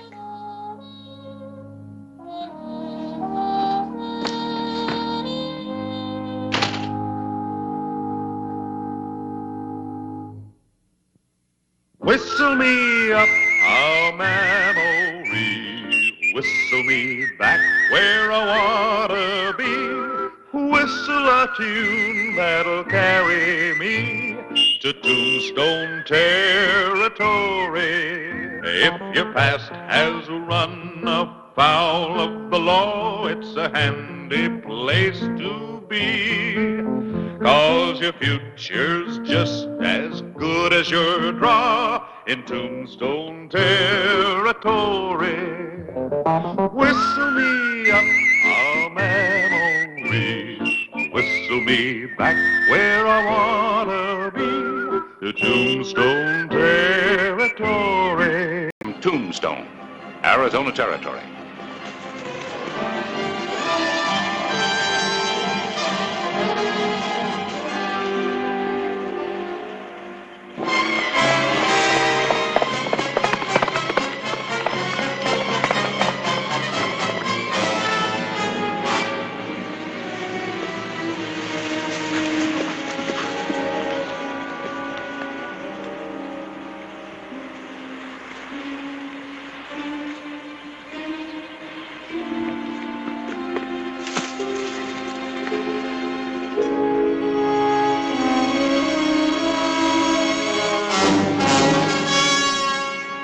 Drop it. I said drop it!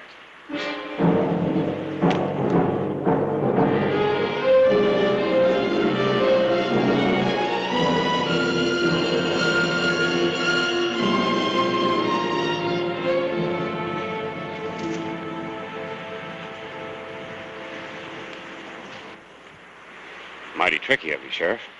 Move out. We're going back to town. Kinda hate to do that. What with being forced to kill that bank clerk and all. Mean the hanging rope for sure. What do you mean, forced to kill him? He wasn't even armed.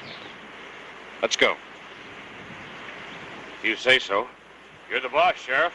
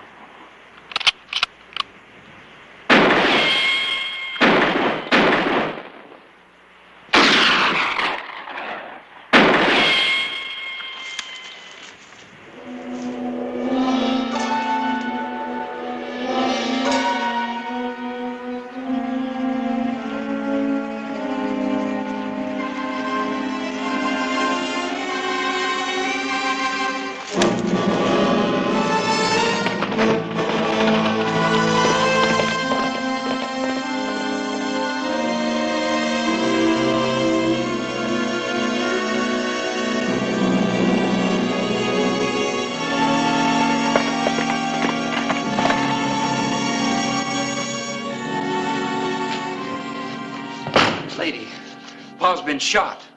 I'm too busy for your teasing, Noah. Lady, he's dead. The sheriff from Tombstone did it. I saw it with my own eyes. Did you avenge Pa, Noah? I tried. I was waiting for Pa where he said. And the sheriff followed him. He come up behind him. I tried to shoot him, lady, but We've got to do it, Noah. For Pa's sake. I will. I'll think of some way. Trouble is, I can't go into Tombstone. Maybe the sheriff saw me firing at him. Then you can't. But I can. No, it's my job. I can set the sheriff up for you. That's the least I can do. I set him up so as you can kill him.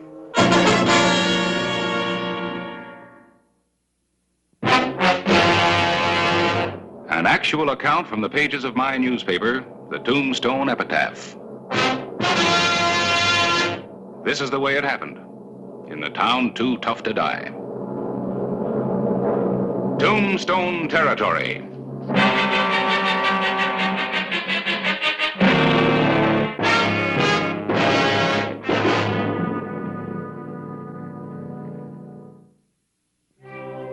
July 10, 1884.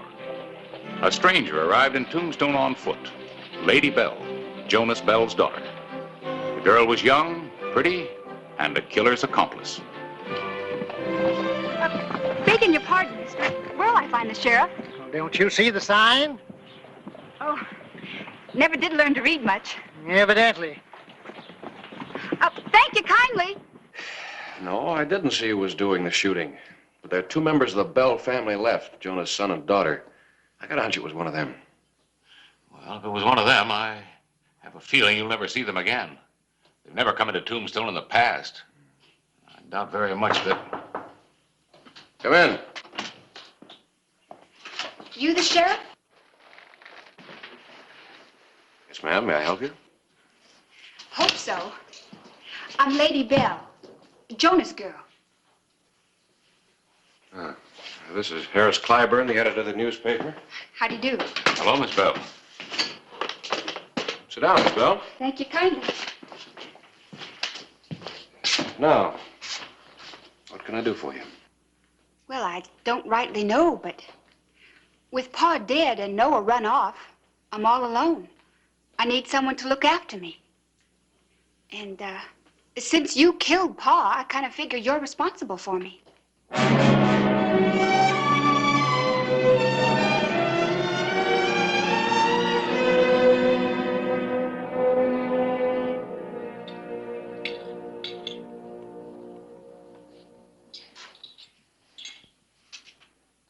Now, don't ask me where the logic comes in, Nellie.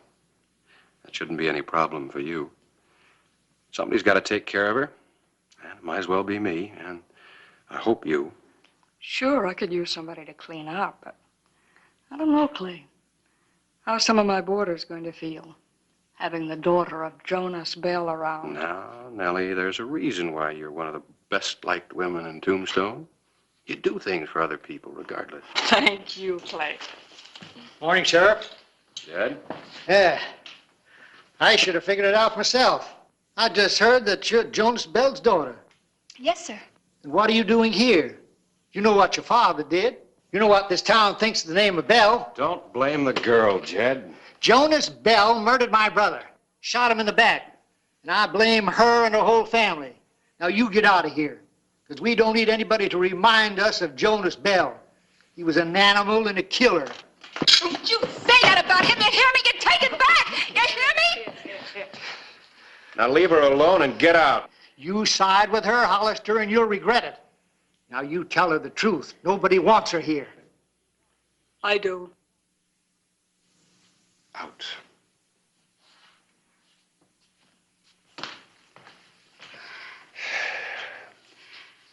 I'm right sorry. This is going to be a problem, Clay. Jed's not the only one in town who feels this way. Yeah. Maybe you made a mistake coming here, lady. Look, I know it's not your fault, but there are a lot of people in town who have good reason to hate the name Bell. I know. But where else can I go? Oh, please, Miss Nellie, Sheriff. I swear I won't lose my temper again. Oh, just give me one more chance. There's a heap of dishes out back. Start washing. Oh, yes, ma'am. Thank you, Miss Nellie. Sheriff, thank you.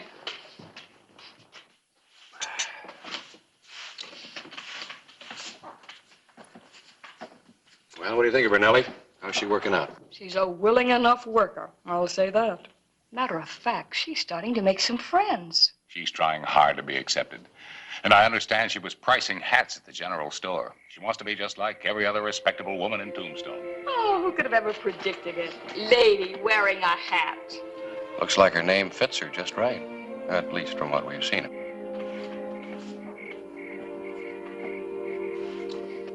You've never seen such a town. Noah, they got stores selling things I never even heard of. What about Hollister? You got him set up? He befriended me. Got me a job paying real wages. Well, now ain't that nice? Nothing like money to change a person, huh? I ain't changed, Noah. It's just that, well, what Pa would do for us except beat us? And he did a lot of bad things too, Noah. I'm finding that out for sure. We're still his flesh and blood. Or maybe your high-toned friends will let you forget your name's Bell. No, you're right. No one's ever gonna let us forget that. That's better. Now, here's what I've been thinking. You know where the livery stable is? Well, tonight, after you get through with your work,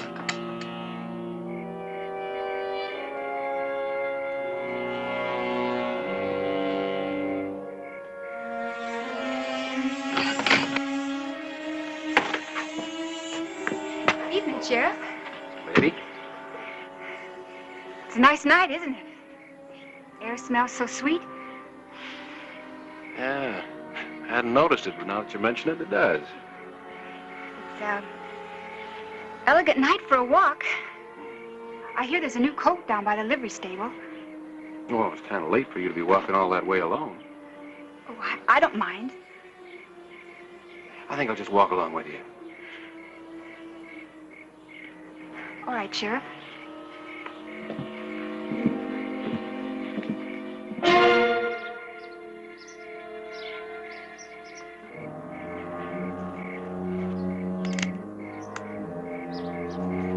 Hey, aren't you the girl who was just saying what a nice night it is? All of a sudden you turned as solemn as a hootie owl. It's so? You haven't heard a word I've said. What's the matter? Nothing. Nothing at all. You know, Nellie's real pleased with you. You keep up the good work and you'll be getting a raise. The most important thing is you're making friends. Pretty soon you'll feel like you always belonged here.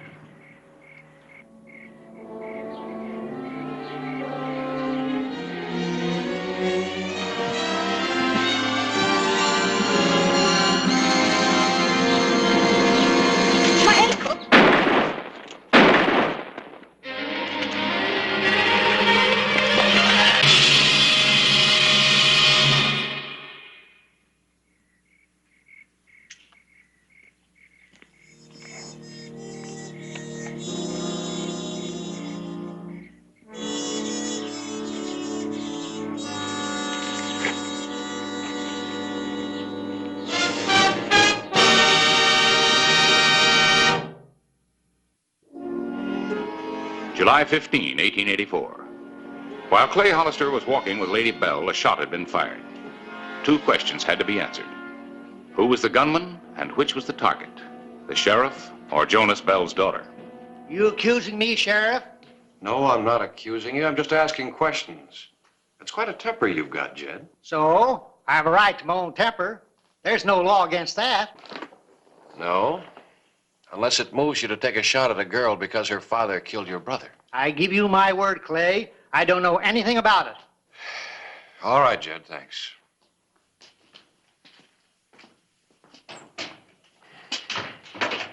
Well, you've questioned everybody in Tombstone who had a grudge against the Bells. I don't think any of them fired that shot. I don't either. Nellie said that Lady was waiting for you the other night. That walk might have been strictly for the purpose of getting you killed. Then why didn't she go through with it? Why, at the last minute, did she pretend that she sprained her ankle? I don't know. But the point is, it could have been a plan to get you. Yeah, I know it. And I know the way to find out.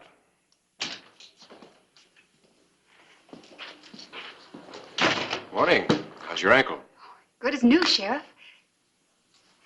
For helping me home last night. By the way, Lady, do you hear anything from your brother? Oh, no, sir. Noah's not much on writing. Well, I thought maybe you'd seen him. That maybe he'd come here, Here? to Tombstone. Oh, no, sir. He'd never do that.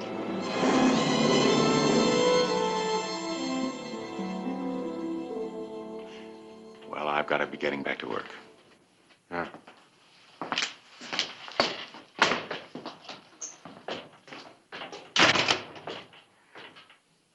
About last evening, Sheriff. Yes? You've been good to me.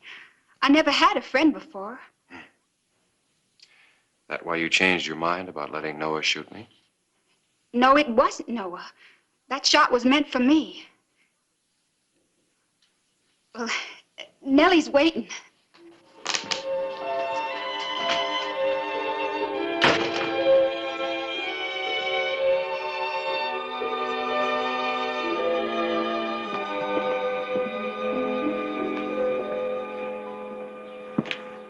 Can I talk to you, Mr. Clyburn? Yes, lady? I know why you asked about Noah in the sheriff's office. Well, go on. I think we understand each other. Well, I just wanted you to know that whatever reasons I had when I first came to Tombstone, it's all changed now.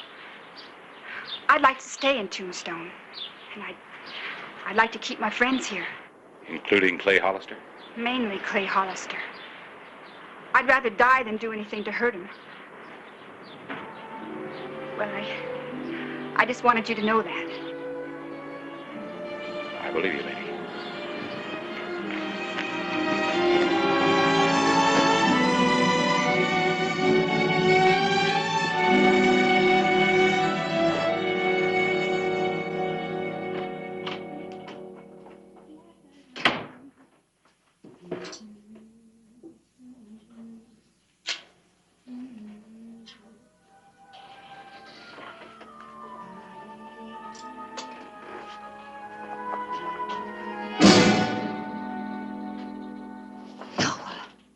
Why'd you go and save him? You shouldn't have come here, Noah. I was going to come to you first chance I got. Why'd you save him? We got to forget about the revenge.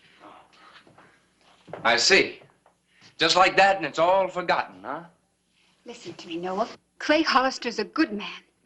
He killed Pa because he had to, because it was his duty. What good is all this hating and killing? You're young yet. You got your whole life ahead of you. What do you want to follow in his footsteps for? I don't aim to. I want to go away and start over, but I gotta take care of Hollister first. Whatever he was, Jonas Bell was our Pa. He thought it was you last night. I lied to him. I swore it wasn't. I won't help you anymore. I didn't think you would. Well, it don't matter. I'll find him. We'll shoot it out. No. You only get yourself killed, too. You wouldn't stand a chance that way. Well, at least I'm gonna try. Maybe since you're a woman, you don't understand, but I've got to do this. Noah, I'm begging you. I'll go away with you tonight. We'll head for California. It's me or him. Noah, you're all I got. I can't let you get killed. There's another way. That grove where we met outside of town. If you were to invite him on a picnic lunch and take him there. No. Well, it's either that or I face him tonight. Now take your choice. Next Sunday noon, I'll be waiting. And if both of you don't show up, 1 hour later, I'll be walking down Main Street. Noah!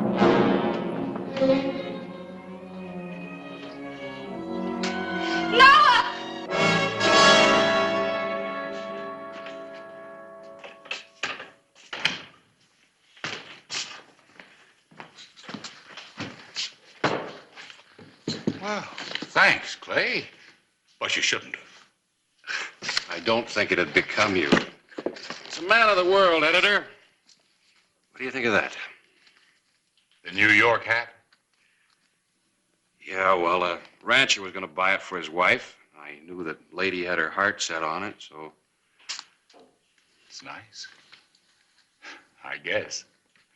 What's the occasion? Oh, there's no occasion. We're going on a picnic Sunday. I just thought I'd surprise her with it. couple of days ago, that would really have concerned me. Yeah, I know what you're thinking. Now I'm trying to believe she's only inviting you to a picnic. I'm trying to believe it, too. But if that bullet the other night was meant for me, I'd better find out for certain. Yeah.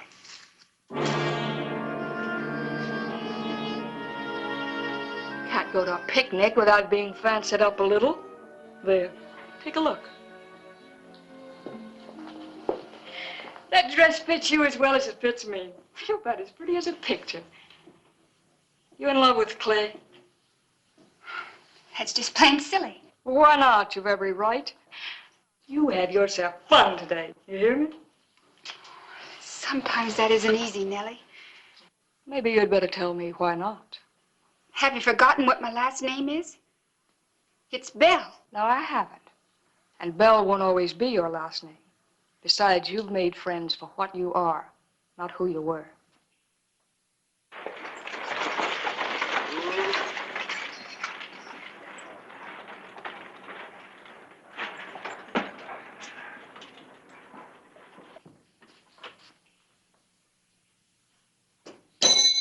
Anybody home? He's here. Come on, let's go.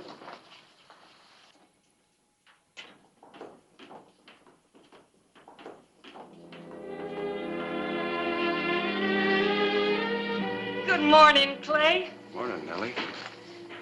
Well, look at you. Clay, aren't you forgetting something? Have a good time.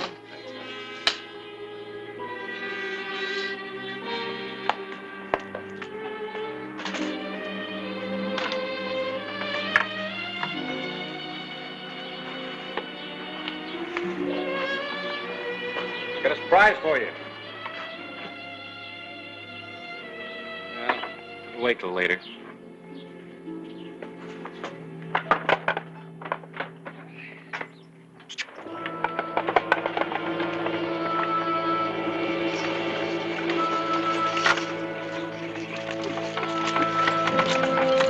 Place you meant? She's right.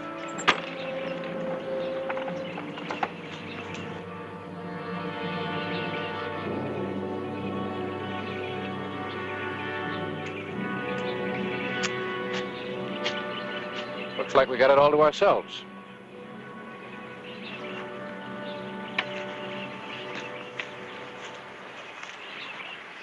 Clay, I want to talk to you. About what? About Jonas Bell, Sheriff. Drop your guns.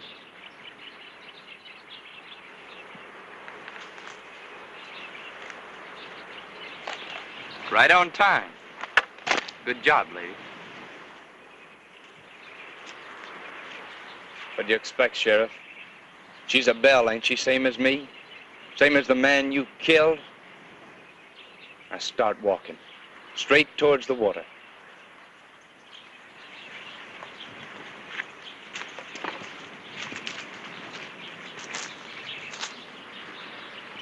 All right, hold it. Good. I was wondering whether you were going to shoot me or drown me. A little of both. This is much easier than digging a grave. It'll take weeks to find you. It'll take a while to find you, too. But they will. Well, that'll be their problem. Now turn around and face me. Us Bells don't shoot men in the back. Your father did. Shut up. No! I can't let you go through with it, Noah. Get out of my way. You ain't gonna stop me this time. I can't let you do it, Noah.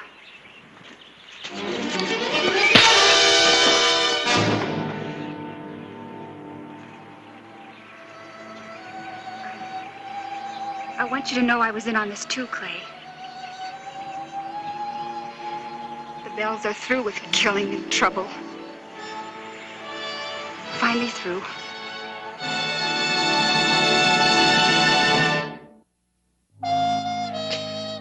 Well, Noah, you're not wanted for any crime, so I'm not pressing charges this time. On one condition, that you leave the territory today. Oh, we will, Sheriff. I'll give you my word on that. We're going to head for California. Noah's going to start fresh. I don't understand, Sheriff. I would have killed you. Would you now? No. That's good enough for me.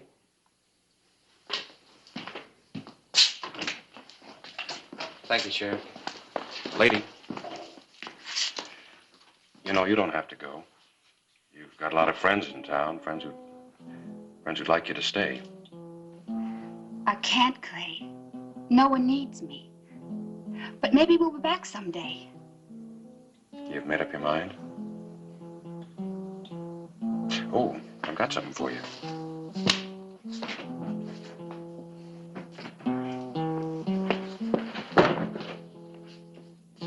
Go on, try it on.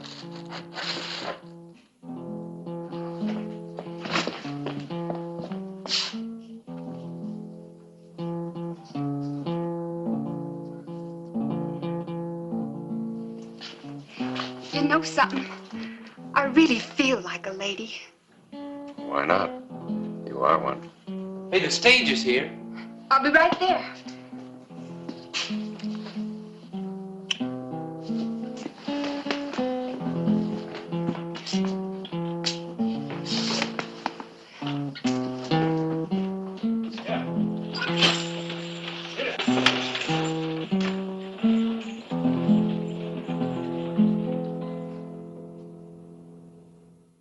Whistle me up a memory, whistle me back where I wanna be, whistle a tune that'll carry me to Tombstone territory. If your past has run afoul of the law, it's a handy place to be. 'Cause your future's just as good as your draw in Tombstone territory. Whistle me up a memory, whistle me back where I wanna be, to Tombstone territory.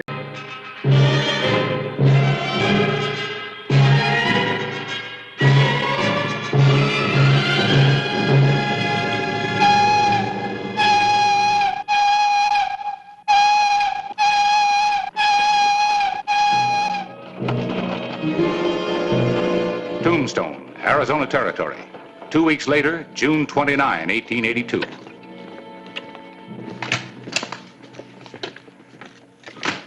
Morning, Quint. Hi, Harris. How do you like the sheriff's desk? Well, I don't like the responsibilities. How about a game of cribbage? Yeah, I've got time for a game. Good. It won't take me long to trim you.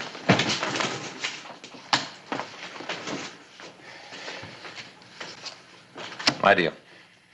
Yeah. Any news from Clay? No news.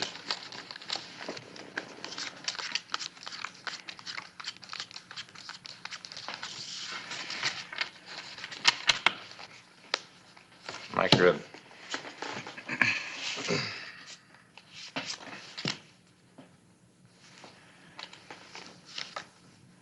Well, there's nibs for a pair.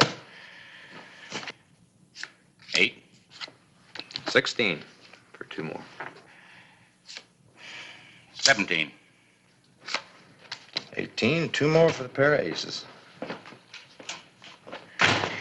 22. Cribbage, huh? Yep, Who's winning? I am. We just started. Telegram? Sheriff in? Out of town. Expect him back soon. Oh, Hey, wait a minute. Is that a telegram? yeah, it's for the sheriff. Well, I'm his deputy. That's right. You're his deputy. And when Clay's gone, I'm in charge. That's right, Ben. You know what I'm in charge of? The telegraph office. Look, if it's personal, okay, but if it's official business, hand it over. Come on. It's official business. It's addressed to the sheriff. So if you want to hear about the 4 escaped convicts heading east from Yuma, you just ask the sheriff when he comes back and picks up his telegram. 4 escaped convicts. Heading this way from Yuma, huh? How'd you know? How'd I know? Oh, well, I guess you can handle it.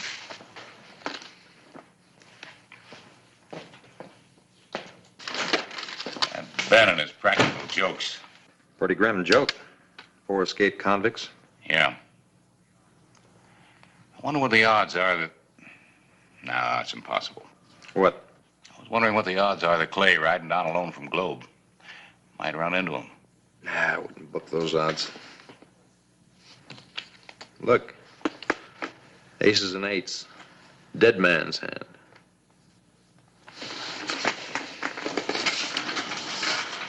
Where are you going? I'm going to send a telegram to Yuma. I want more information about 4 escaped convicts.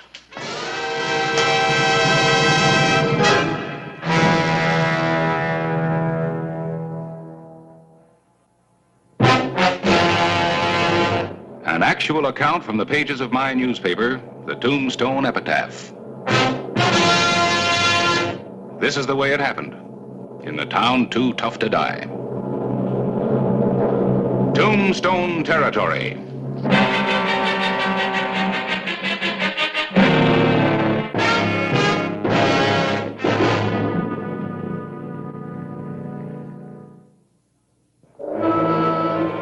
That same day, June 29, 1882, on the road to Tombstone.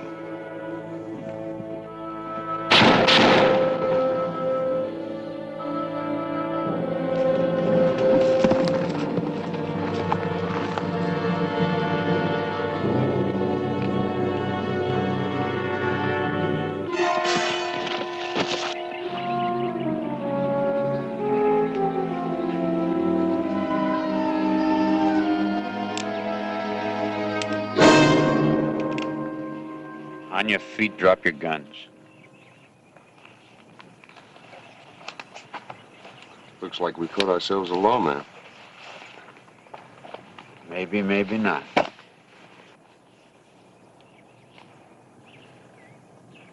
These can be bought or stolen. That one wasn't. Who are you? I'm Clay Hollister. Who are you? Where are you from? I'm from Tombstone. You'll find out all about it. Tombstone, huh? Now, that's interesting. Because that's what you're going to get out of this deal, mister. A tombstone.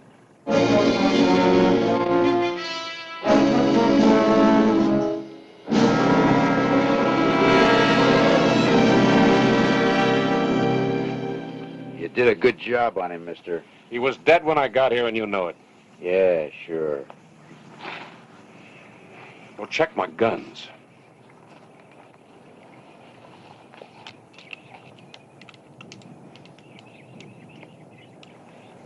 You tell them the truth. I guess we get somebody else to thank. Toby? I didn't kill Finch. I never killed anybody in my life. Parker? Well, I'd thought about it, but I didn't do it. That leaves you, Eggleston. Not me. I like Finch. Oh, looks like maybe he shot himself in the back, huh? Maybe. Right now, we're going to take care of you, Hollister. Kill him here. Hey, what do you want to do? Go back to jail in a hurry? Somebody else might have heard those shots. Come on, let's go.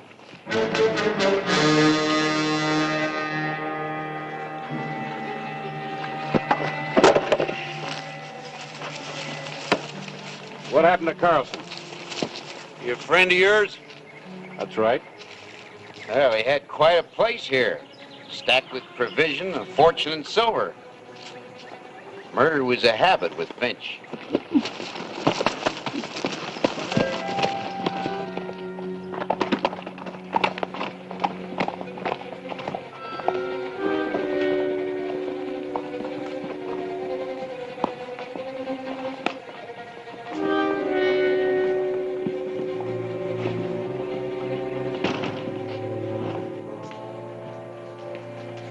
Time to that bed.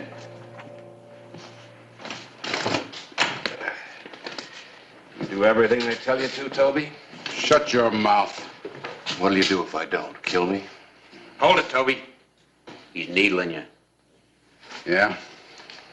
Then you tie him up. Well, why tie him up? What are we waiting for? If you kill me, you're going to have to kill both of them.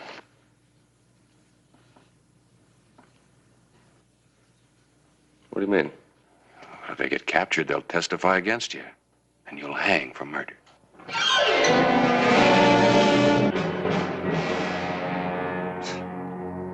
I wouldn't put it past you. Get rid of me and the Silver's a two-way split. Maybe Finch wasn't the only greedy one around here, huh? Finch wanted too big a share. I only want what's coming to me. That's what I want. I plan to get it. Oh, they'll give it to you. You're working hard, aren't you, Sheriff? You got a gun, Eggleston. You kill him. What's the matter? You scared? You weren't scared of Finch? Go ahead. You do it. You better remember, Eggleston. You got witnesses.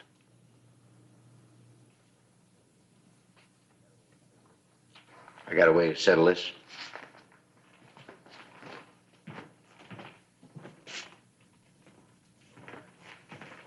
Low card kills.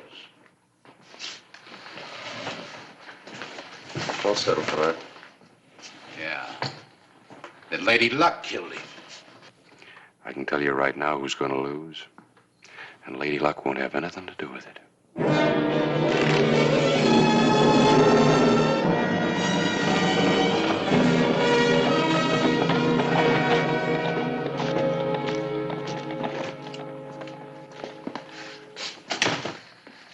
Clay back yet? Not yet. Anything on your mind? Same thing that's on yours. Another wire about those 4 escaped convicts. They tracked them as far as Cochise County, where they broke into a general store for guns and supplies. I remember this one, Finch. Read about the trial. He's a killer, Quinn. Know anything about the others? A little. Finch is the only out-and-out killer. The rest are borderline cases. Well, maybe that's why they're heading for the border, huh? Yeah. Let me know when Clay gets back. Maybe I ought to send a wire to Globe. What for? Well, if they are still in the county, well, who knows? 4 against 1's pretty rough odds. Cochise County covers a lot of territory, Quint. And if Clay does meet up with them, it wouldn't surprise me if he came riding into town with 4 prisoners. I still think I'll send a telegram. It's not necessary. I already have.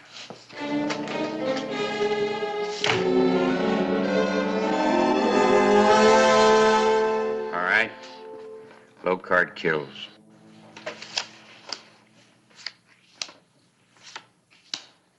Turn them over.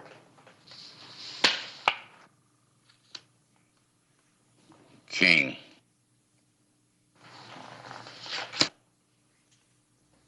Three. Seems like I got a good chance of being the middleman.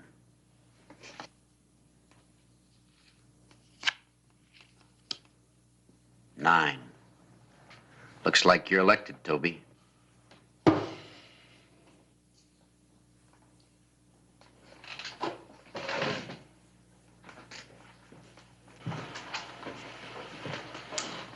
So Eggleston dealt, huh? Well, like I told you before, I knew who was going to lose. They're getting ready to shoot you in the back right now. Why, you...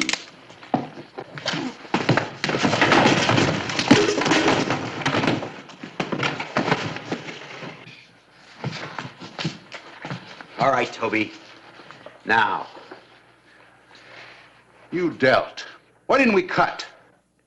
Maybe you were afraid to. What difference does it make anyway? Plenty. This time we cut. What are we going to do? Keep cutting cards until it comes out the way you want it to? All right, I've got it. 3 guns, 3 bullets. We'll draw together. He gets them all.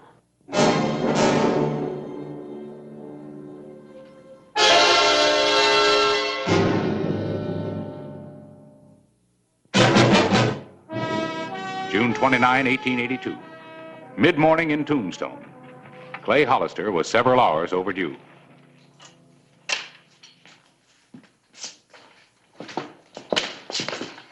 Any news from Globe? According to this answer, Clay left Globe before dawn. Should have been back a couple hours ago. Yeah. Going somewhere? Taking a ride. Any place in particular? North. Think you might meet Clay riding in? Maybe. Where are you going? Keep you company. Oh, suit yourself. I'm just riding out to exercise my horse. Well, why the shotgun? Gonna force him to exercise? Well, you know, I'm not superstitious, Harris, but I still don't like the idea of that dead man's hand showing up. I don't like it either. If anything does happen to Clay, it's your fault. My fault? Sure. You're the one suggested that game of cribbage. You're real funny, Harris.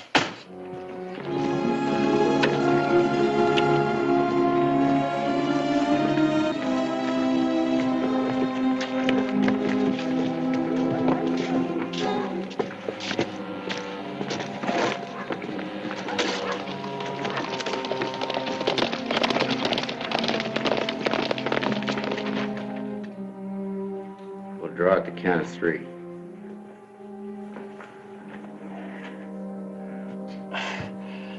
May I stand? Go ahead, Hollister.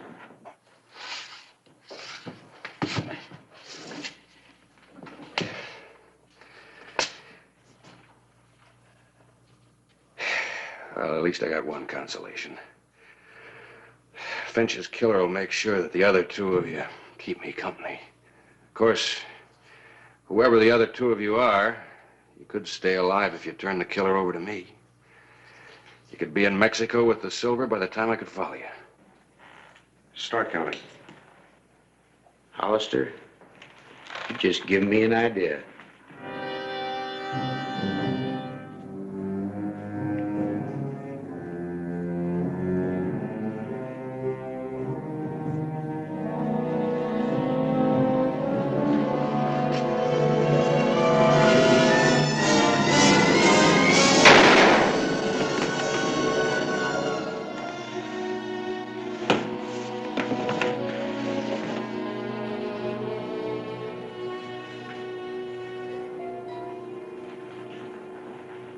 A 50-50 split of the silver is better than a bullet.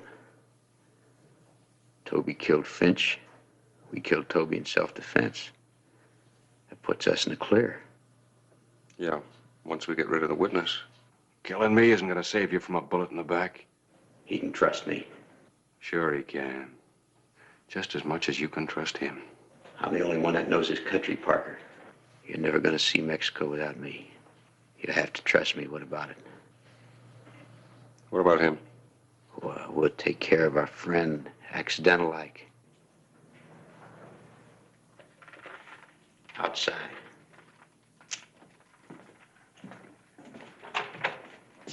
Come on, move.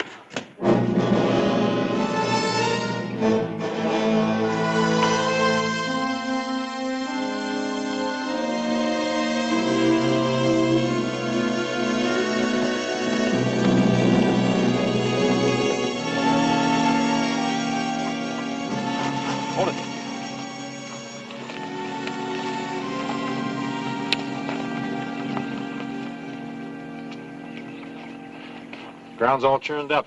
Somebody heading for Tombstone. Changed their mind, went off in that direction. Why? Nothing up there. Yeah. Think it might be Clay? Maybe. Let's go.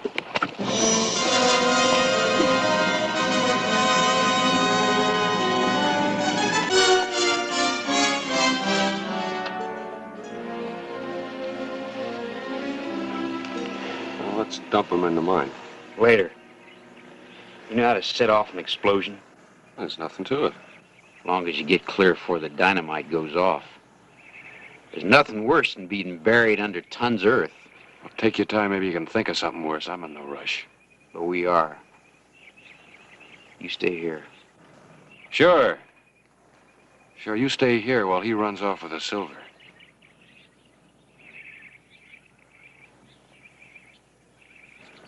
I'll go with it. I can carry a few sticks of dynamite myself. You might trip and fall. With the silver.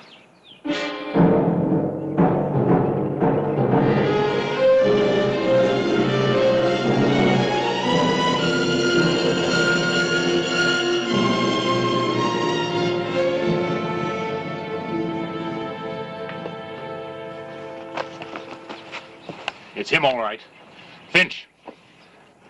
Prints. Lots of them. Yeah, and I think I know whose. Yeah, maybe Clay's too. Maybe. His badge. Maybe he's still alive.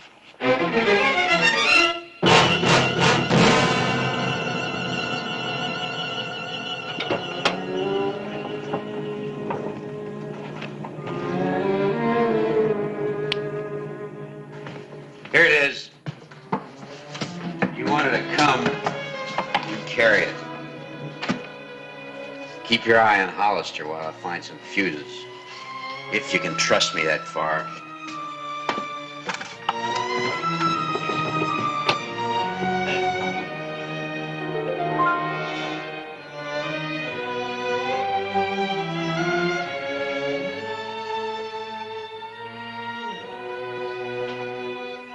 Give me a hand with this junk.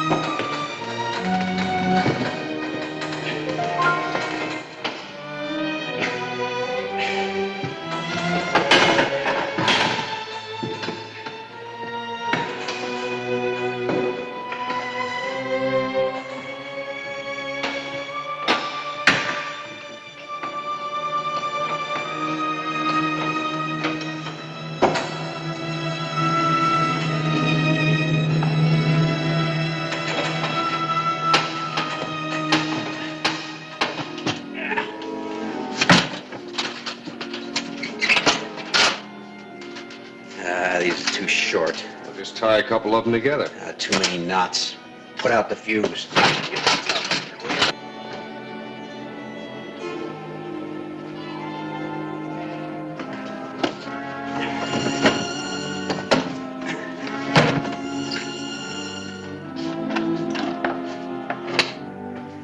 This'll do it.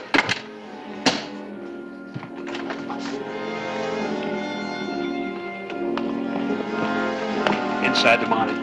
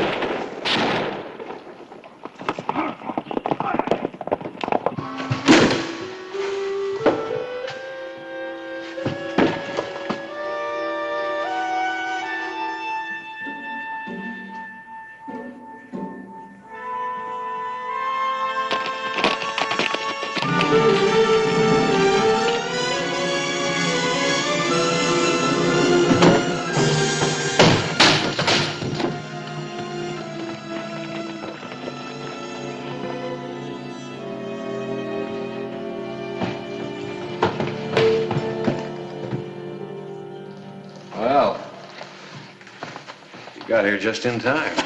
In time for what? To cut the ropes. These are the escaped convicts. I don't know, I guess so. Hands tied, no guns. All right, I give up. How'd you do it? I had a little help. Greed, lady luck. And maybe the dead man's hand.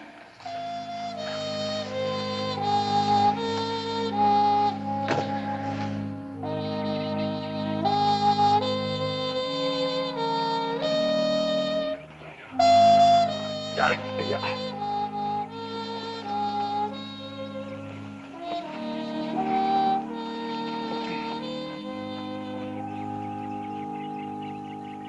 Who killed him?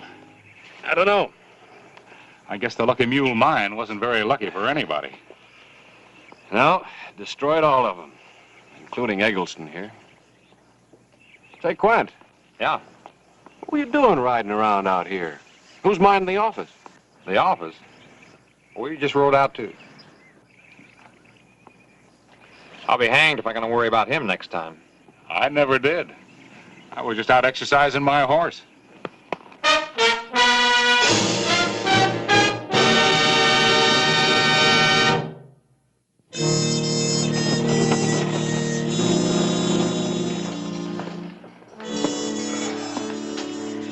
Eggleston seems to have lost some of his confidence. Well, I imagine he'll perk up in time to give some fast answers to the federal marshal. They better be fast. Say, Quint, how about doing the rounds? Yeah, as soon as we finish our game.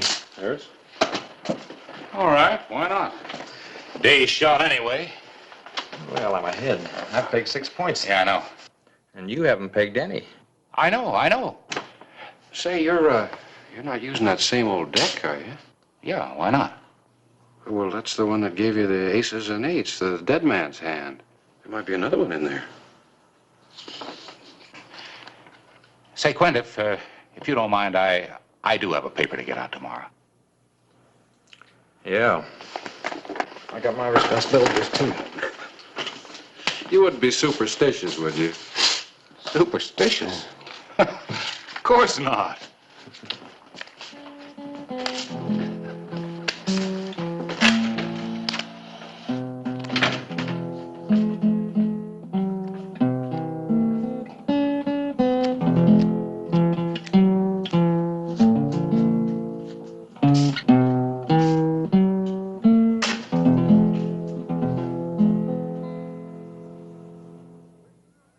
Whistle me up a memory, whistle me back where I wanna be, whistle a tune that'll carry me to Tombstone territory. If your past has run afoul of the law, it's a handy place to be. 'Cause your future's just as good as your draw in Tombstone territory. Whistle me up a memory, whistle me back where I wanna be, to Tombstone territory. Giving the town its final nightly check.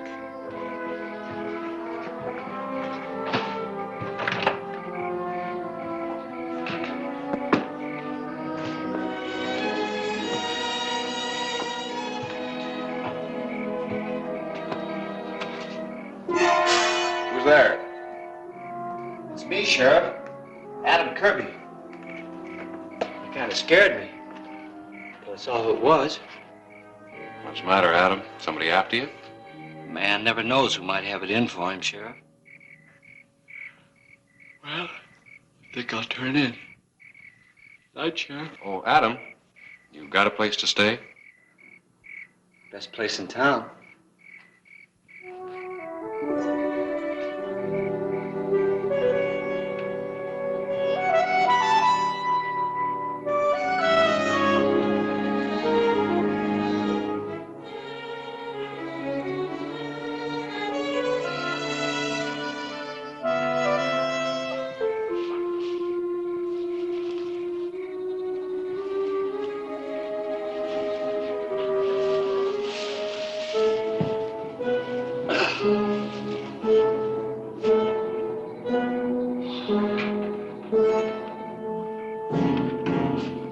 I'm asking for the last time. I want my money back. You made a deal with me, Baines. Deal? I don't buy stolen cattle, no matter how cheap. All right, mister. Guess I'll have to go to the sheriff. If that's the way you feel. You want a refund? Here it is.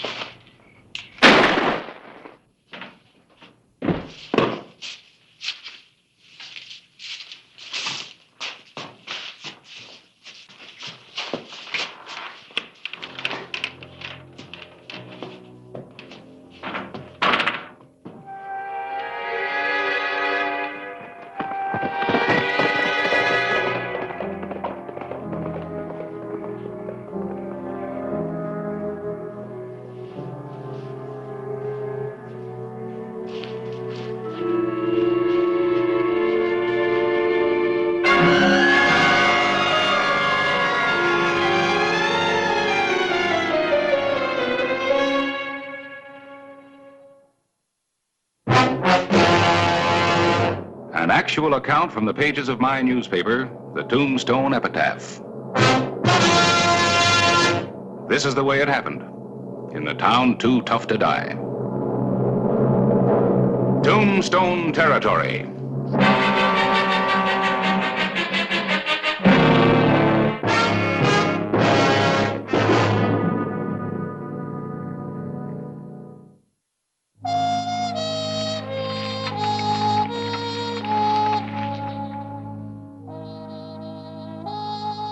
The morning of August 4, 1882.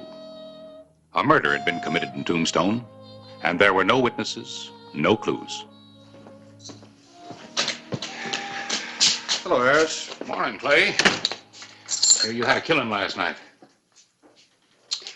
Boy, bad news sure does travel fast. Always. Anything to go on? No, not a thing. Not even this. Sum total of a man's life. Yeah. I didn't know Baines very well, but he seemed like an honest man, worked hard, kept out of trouble. Looks like Tombstone's lost a good citizen. The town hasn't many to spare.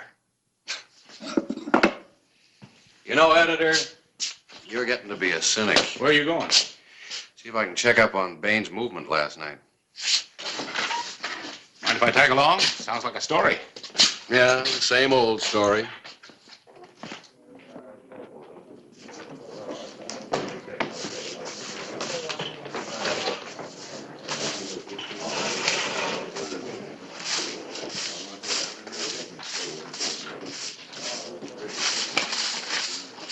That's what you're doing. Just got myself a shine. Excuse me, mister. It was an accident. That was an accident, too.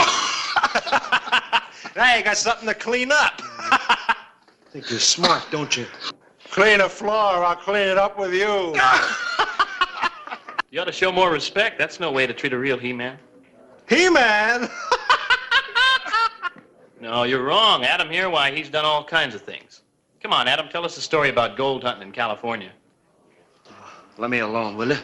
Oh, now, don't be bashful. How about the time you were a scout with Custer at the Little Bighorn? The way I heard it, Custer and all his men were massacred by the Sioux. Adam tells it different. He was the only one to escape. I'm the only man alive that knows what really happened there. Sounds to me like you're a liar. Go ahead and have your fun. I know something you fellas don't know nothing about. It just happens I was in that livery stable last night. Now, what do you think about that, huh? Sounds interesting, Adam. Do you see anything? Saw that fella Baines get killed, that's all. Are you telling the truth, or is this just another one of your stories? I was right there, bigger than life. Did you recognize who done the killing? Never mind the details. You can tell me later down at my office. Let's go. Well, I just can't walk out and leave my job, Sheriff. Now, don't worry. You're not going to get fired. You may even get a promotion if you can identify the killer. Well, there's no hurry. I'll be over and see you later. Now.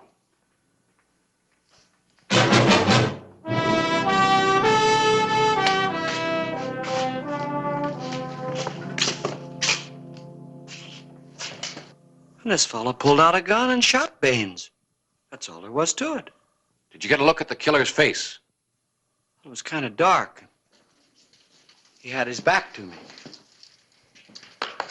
Well, that doesn't help much. We don't know any more now than we did before. There must be something about the man you can remember, Adam. The way he was dressed, maybe. His hat. What about his boots? Wasn't there anything at all unusual about him? No, he was dressed like everybody. Maybe if I heard him talk again, I might be able to recognize his voice. What was that like? Kind of deep and husky, like he had a cold. Now, if you're through with me, Sheriff, I'd like to go back to my job. Adam. By now, everybody in town knows that you saw that killing. So? So suppose the killer's still in town. And suppose he thinks you can identify him. What do you think he's going to do? Why, I don't know. I hadn't given it much thought. You better. You've put yourself in a dangerous position. Yeah, I sure have. What are you going to do, Clay? Well, we're going to make a tour of Tombstone, looking for a man with a husky voice. All of Tombstone? We'll start with the saloons. It's where most of our citizens go to cure a cold. Let's go, Adam. Oh, that's asking for trouble. No, I'm not going. Yes, you are. I need you for identification, and you may find you need me. And if we run across this fella? You just let me worry about that. Come on.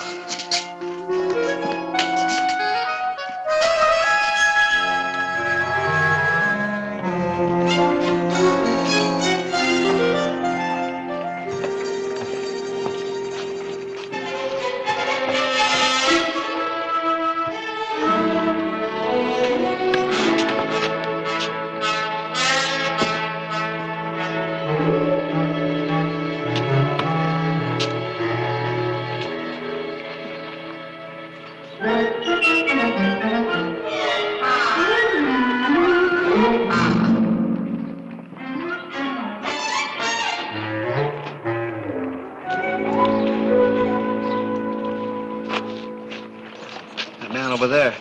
That looks like him. At least on the back it does. All right. Excuse me, mister. Mind if I ask you a few questions? All depends on what they are. What's troubling you, Sheriff? Adam? No, I made a mistake. A big one. When I opened my big mouth. Sorry to trouble you, mister.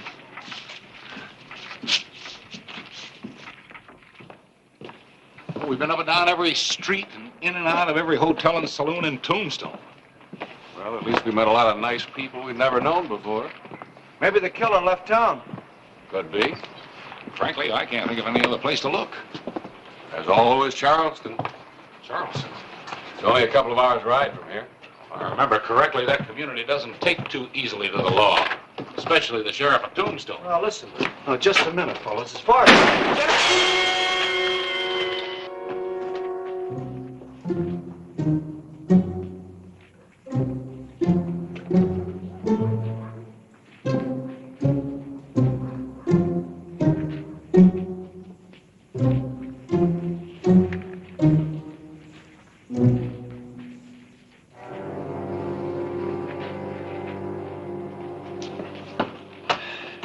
Did you see anyone? Not a sign. At least we won't have to go to Charleston. Let's get off the streets, huh? Whoever shot at you is gone now, Adam. Yeah, but do you think they'll come back? Later, I mean? They might. You're gonna stay with me, aren't you? No. No, you're going to stay with me. I'm placing you in protective custody. You're locking me up? That's right. Well, it's the first time I've ever been put in jail for something I didn't do. That's a lot better than walking around waiting for somebody to take another shot at you, Adam. Yeah, but what about my job at the Alhambra? If I don't show up, they'll fire me. Yeah. All right, you can go on working, but there'll be somebody with you at all times. I don't like the idea of living in jail. Would you rather take up residence on Boot Hill? Well, there's nothing so wrong with jails. As long as they're warm and unlocked and the food's on the county. Let's go.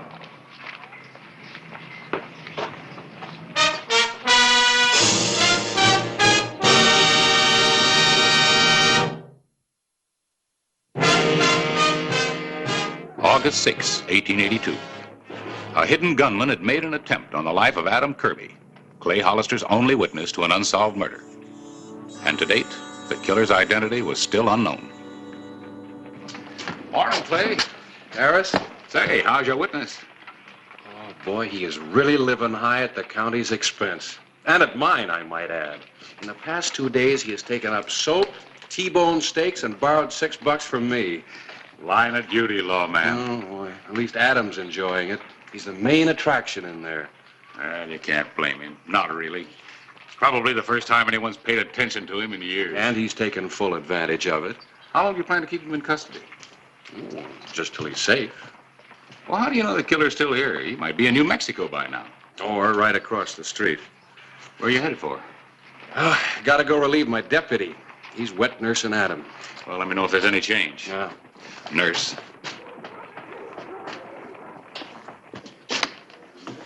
Everything all right? Well, it is as far as Kirby's concerned, yeah. I'll take over.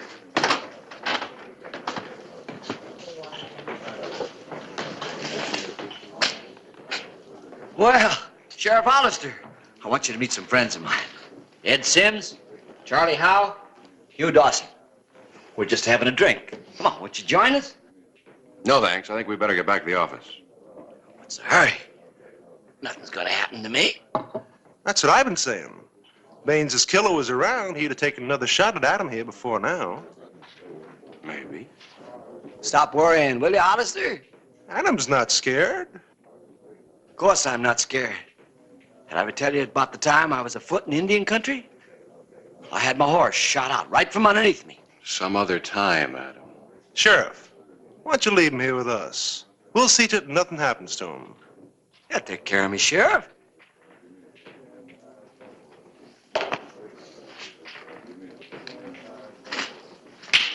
Well, I'll see you later, fellas.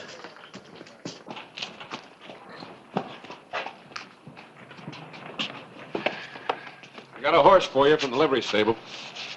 Oh, are we going somewhere? Yeah, Charleston. Well, why Charleston? Just too quiet around Tombstone. Well, can't we go there tomorrow?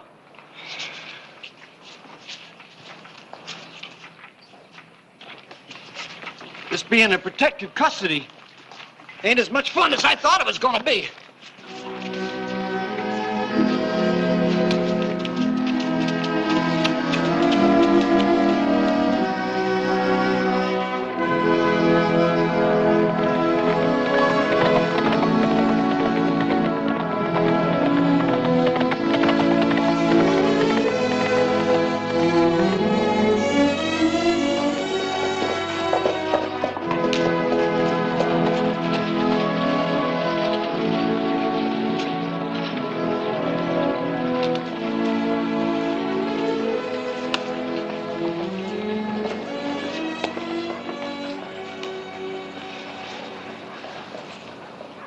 Kind of quiet here, too. Yeah. So's a rattlesnake before he strikes.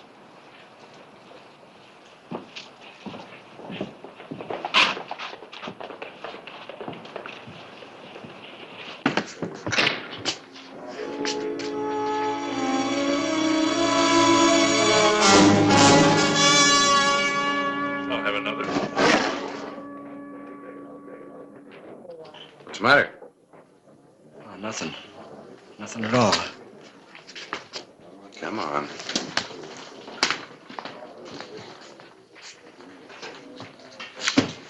Afternoon, Sheriff.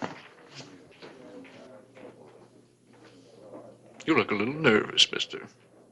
How about a drink? No, thanks. I'm not thirsty. You've been thirsty all your life. I'm not thirsty now. How about it, Adam? This man anybody you recognize?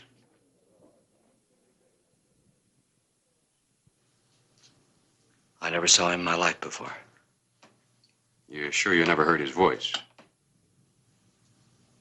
He's not the man we're looking for, Sheriff. You sure? Looks like I'm wasting my time.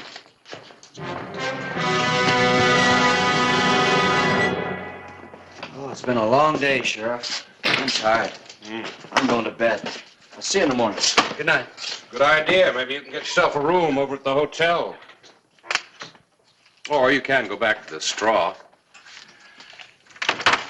You see, it looks like you're right. Killer's left town, so I'm turning you loose. Well, you can't do that. It's your duty to protect me. Seems to me I've done my duty. Not quite sure that you have. I don't know what you mean. I think you do. Oh, You better take that. You'll need it.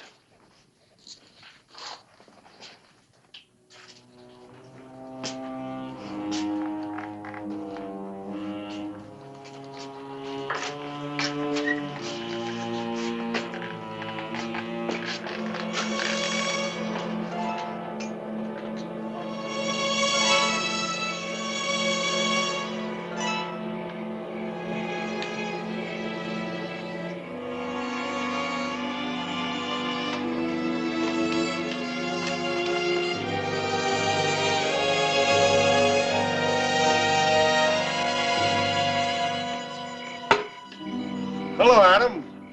Come on in. Have a drink with us. No, some other time. Oh, there's no time like now. Come on in. Hey, you look kind of low. Is there something we can do? No. No, thanks. Nothing, no. Well, that's the first time I've ever seen you carrying a gun, Adam. It's not my idea. The sheriff loaned it to me. He said I'd need it to protect myself. Thought Hollister and his deputies are looking after you. Not anymore, they ain't. He turned me loose. Not he cares if I get killed. You stop worrying about it. Nothing's gonna happen to you. That's so, Hal? You stick with us, Adam. No, I think I will have a drink with you fellas. Now you're talking. Thanks. Hey, we'll have us a real celebration. We'll make this a night like you never had before.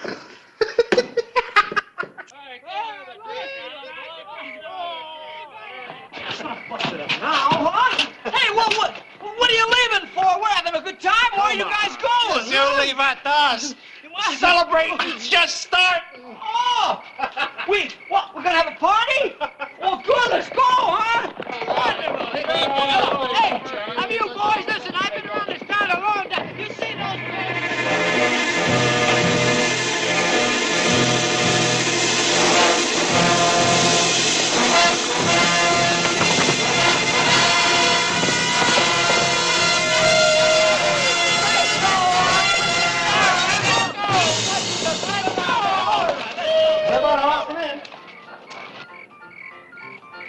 I don't like this place. Let's go someplace else.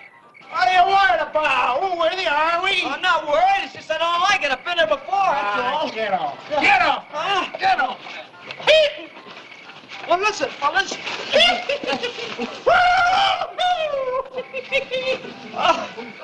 you go. Dance around, boy. Dance around.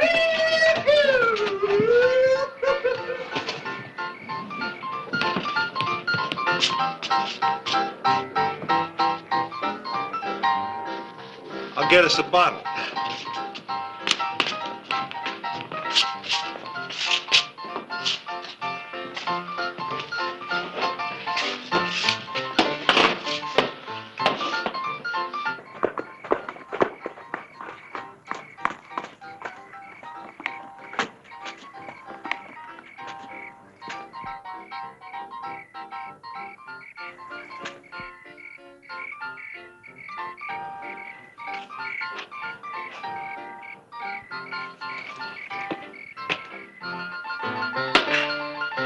Better time in my life. The best part of the party hasn't started yet. It sure hasn't. Told you this would be a night like you never had before. I hate to break up this friendly gathering, Mr. Kirby, but we have some unfinished business.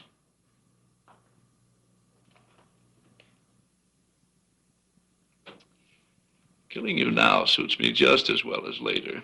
Go ahead. Hello, Adam. Sheriff, you're gonna stay around a while? No, I just dropped in for a minute. I gotta get back to town.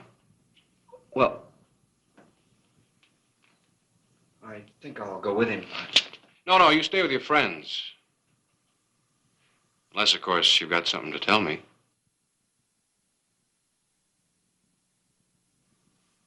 There's one thing, Adam. You stand up for yourself now, I'll be right here.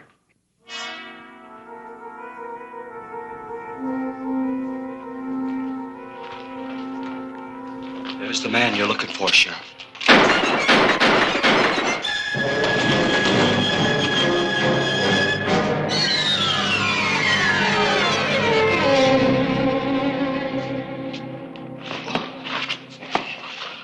You all right? Yeah, I'm all right. I got a real story to tell him now.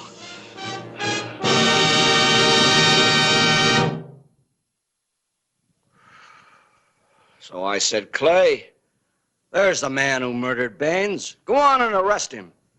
And I'll back you up with my gun. Well, the sheriff's a cautious man.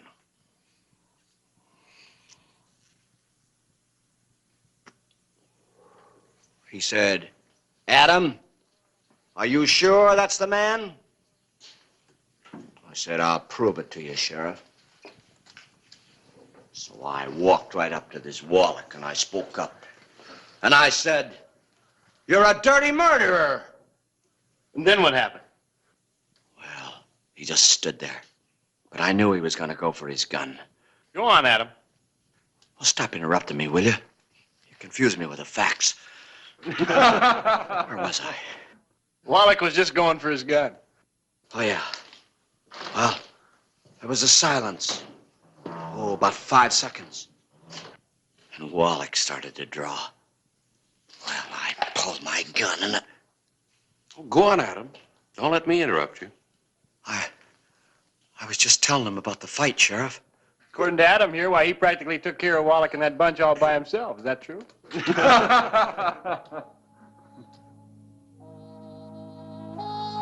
Yeah, that's just how it happened. Go on, Adam. Tell your story. Well, like I said, I pulled my gun just a split second before the sheriff. And just as cool as you please. Whistle me up a memory, whistle me back where I wanna be, whistle a tune that'll carry me to Tombstone territory. If your past has run afoul of the law, it's a handy place to be. 'Cause your future's just as good as your draw in Tombstone territory. Whistle me up a memory, whistle me back where I wanna be, to Tombstone territory. Here's Kyle Dodge, gang leader and killer. The other, a United States Marshal. The man responsible for escorting Kyle Dodge through Tombstone to the territorial prison at Yuma. This is the way they arrived.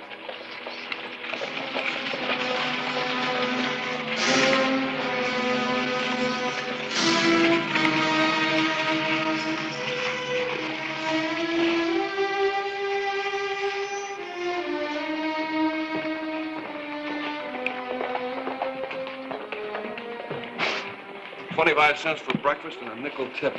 Prices are going up and up. There's no telling where they'll stop. Well, there's one thing certain. If they go much higher, I'll have to ask the city council for a raise.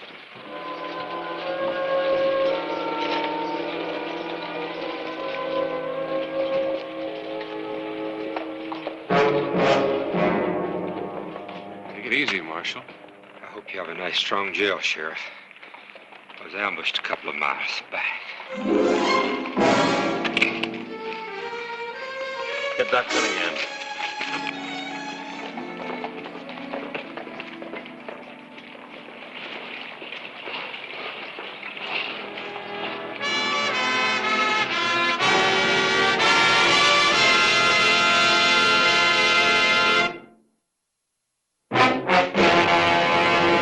An actual account from the pages of my newspaper, the Tombstone Epitaph. This is the way it happened. In the town too tough to die. Tombstone territory.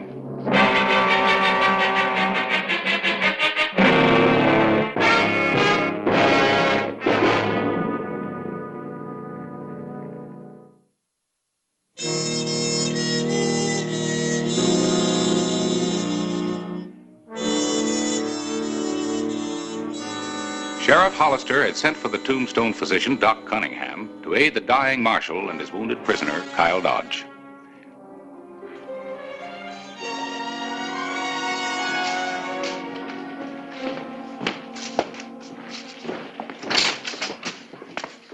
Clay, this is Dr. Buell. Doc Cunningham was out on a call. Dr. Buell. Haven't seen him in town before. Well, he's just in town for a few days. I was lucky to get him. Maybe. Maybe not. Where'd you find him? He came up and introduced himself. Said he heard you needed a doctor. What's eating you? You're meaner than a stepped-on rattler. I'll tell you later. No, there's nothing I can do about him. He's dead. I'll take a look at Dodge now. You be good enough to show the way, Sheriff? Tell me, Doctor, how did you know that I had a wounded prisoner? Why, that's common gossip. It's all over town. Oh, really? Yeah. The patient, Sheriff. I suppose you have proof that you are a physician. Why, Now, wait a minute, Clay. That's going a little far, don't you think? Well, Dr. Buell? Well, I've never been asked to identify myself before, but as long as you insist. The doctor volunteered his services, Clay. All right.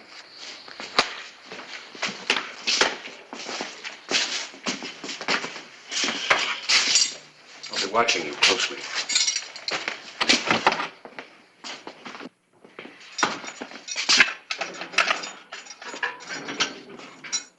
Nice of you to drop by. I was getting lonesome.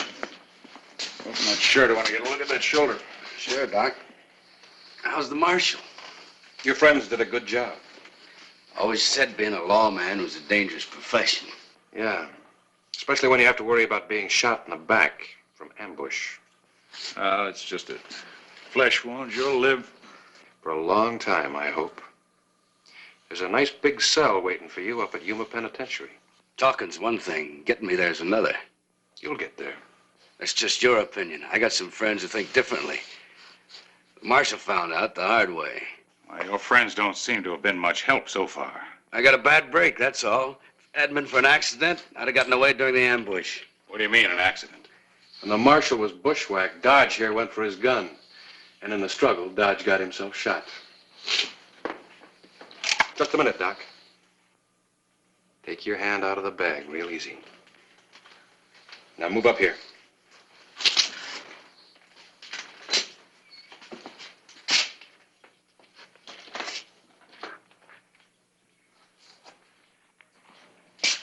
This part of your medical equipment? A man's got a right to carry a gun, hasn't he, Sheriff? Yeah. But in your case, it's a little unusual. It's your profession to heal, not hurt. I'm traveling across dangerous country. Even a doctor's got the right to defend himself.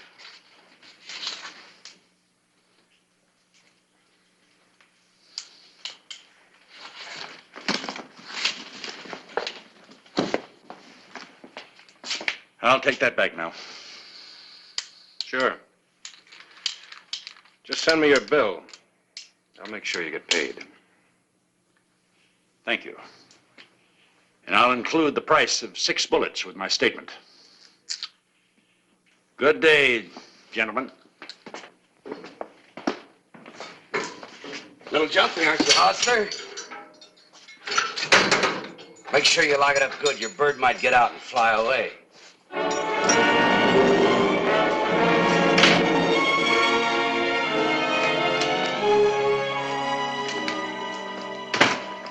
I made arrangements for the marshal. Thanks. I guess you're wondering about the way I treated Buell.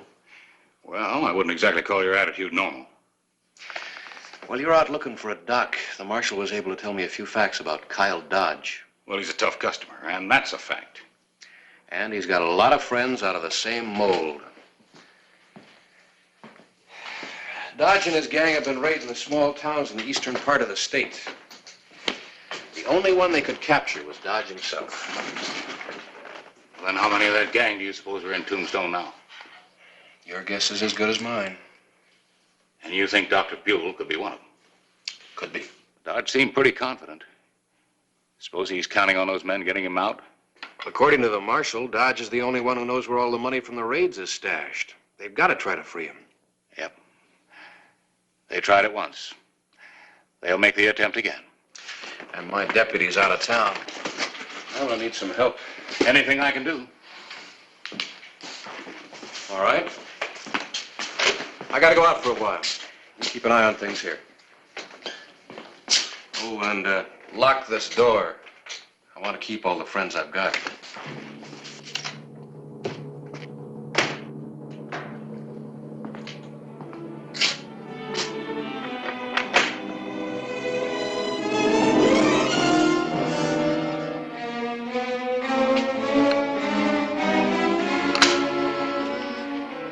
Sheriff Clay Hollister moved quickly to arrange for Kyle Dodge's safe delivery to the Yuma prison. His plan would take time, but he was determined that Dodge would not escape the law again.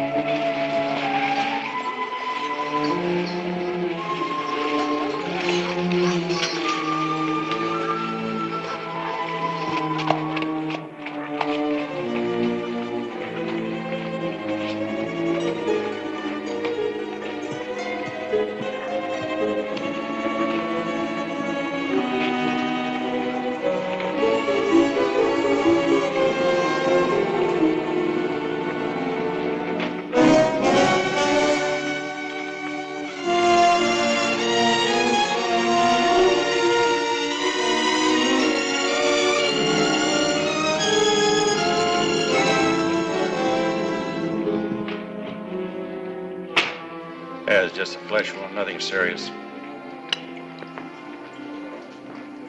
Well, if it isn't Tombstone's esteemed sheriff. You've come to quiet your nerves with a drink? I think you could prescribe a better remedy. These gentlemen friends of yours? Acquaintances, Mr. Boland, Mr. Andrews, Sheriff Hollister. Howdy, Sheriff. Glad to meet you. Planning on staying in town long? Hard to say. Depends on how long it takes to get our business done. Might take a week, might take a day. Hard to tell. What is your business, Mr. Boland? Cattle. Got a ranch down on the New Mexico line. Oh, well, that's Kyle Dodge's hunting ground, isn't it? It was until they caught him. Dodge never bothered us none, though. Here you got him locked up here in Tombstone. You know, for a couple of fellows that just arrived in town, you're well supplied with information. I've been telling him about Dodge. Sheriff's a very suspicious man. Can't say that I blame him. Say, Sheriff, what are you going to do about Dodge? You going to take him back to Yuma prison yourself? No, I just sent this off a couple of minutes ago. Oh. Yuma prison. Request you send officer to take custody of prisoner Kyle Dodge. Will hold until marshal arrives. Signed, Sheriff Clay Hollister, Tombstone Territory. Yeah. You should have a man here in a couple of days. A couple of days could be a long time. Anything could happen. I'll be extra careful. The sheriff looks like a man that can handle himself. Yeah. Dead Marshal looked like a man that could handle himself. Didn't help him any. Dodge is going to prison. Nothing is going to prevent him getting there.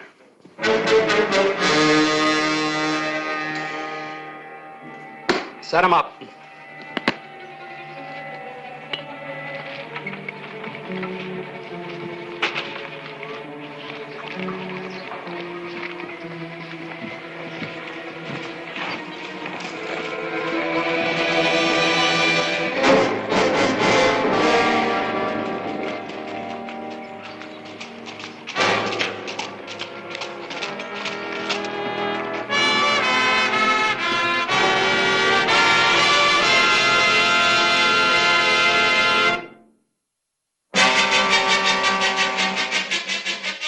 November 7, 1882. Kyle Dodge was still safely locked up in the Tombstone jail. His next step, the penitentiary at Yuma. Yet the notorious prisoner appeared to be unconcerned. Looks good enough to eat, but you got something. Where's the knife and fork? I can't cut anything with this. I know. What's the matter, Hollister? Don't you trust me? I never did like to eat alone. Why don't you hang around? What for? I thought we could talk a little. What kind of salary do you make, Hollister? Enough. $78 a month and you furnish your own horse. Big deal. Are you worried about my future? I hate to see a man miss a good opportunity. Good opportunity? How would you like to make $5,000, Hollister? It's a lot of money. Man could work all his life and never save that much. Maybe. I got plenty of money. All you have to do is let me out of here. $5,000. What do you say, Hollister? You're wasting your time. All you'll ever get out of this town is a bullet and a cheap funeral in Boot Hill. Eat your food. It's getting cold.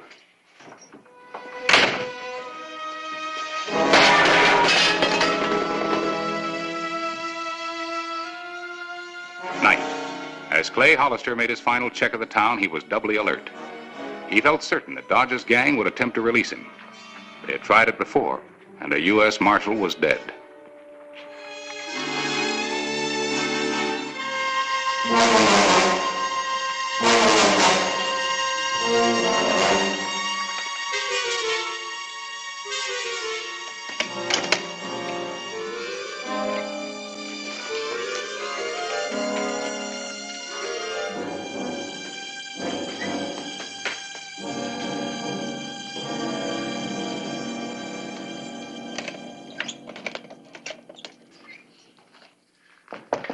Sheriff Hollister?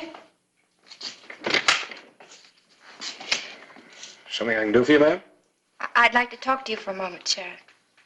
Come right in.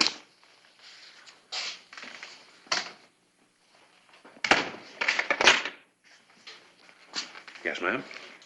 I want to see Kyle Dodge, please. I'm sorry. The prisoner isn't allowed any visitors. Not even his wife? We were married a little over a year ago in Tucson. I didn't even know he had a wife. We kept it a secret. Even to the extent of not wearing a wedding ring? You don't wear a wedding ring when you don't want people to know you're married. I'm sorry, ma'am. I don't mean to doubt your word, but you're going to have to show me some proof that you are married to Dodge. Oh, would a wedding picture help? It might.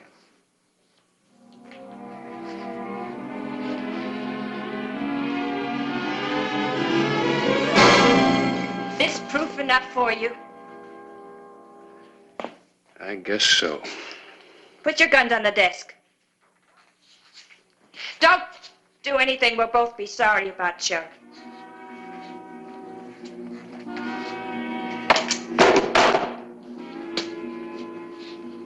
Now, you better take me to see Kyle Dodge.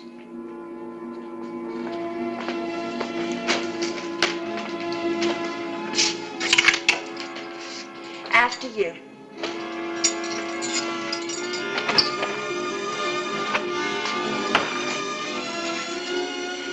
All right, open it. I told you I wouldn't be here long, Hollister. Better do like the lady says.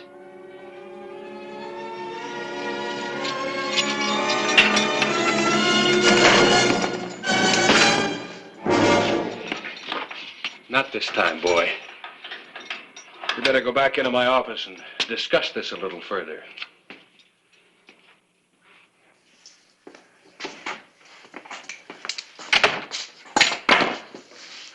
I feel like such an awful fool. Anytime you're ready, start talking. My name is Lydia Dawson. How'd you meet Kyle Dodge? Up until a few moments ago, I'd never seen him before. I'm supposed to believe that? It's the truth. Dodge and his gang raided Colton City 4 months ago. My father ran the bank. They killed him. Go on. There's nothing more to say. Except I wanted to pay Dodge back. You weren't trying to set him free? No, I wanted to kill him. In the meantime, you better stay in town.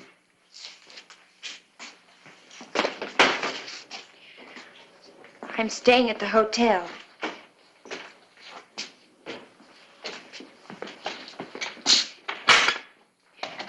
Could I have my gun back, please? For the time being, it might be better for both of us if I keep it.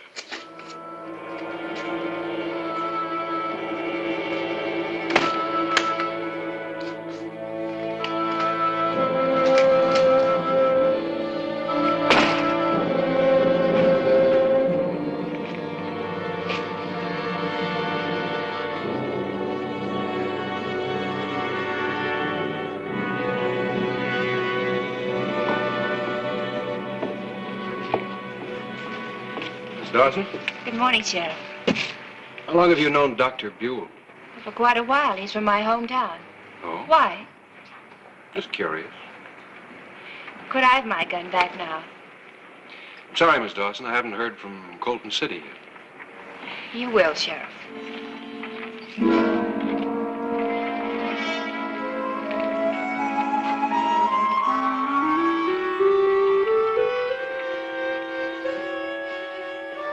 November 11, 1882. A lone rider on the trail outside of Tombstone. The man who rode in answer to Clay Hollister's telegram.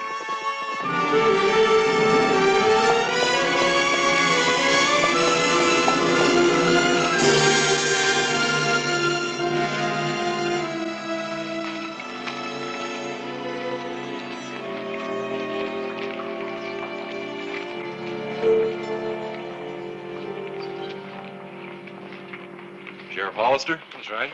U.S. Deputy Marshal Kennedy. Oh, good to meet you. Come on in.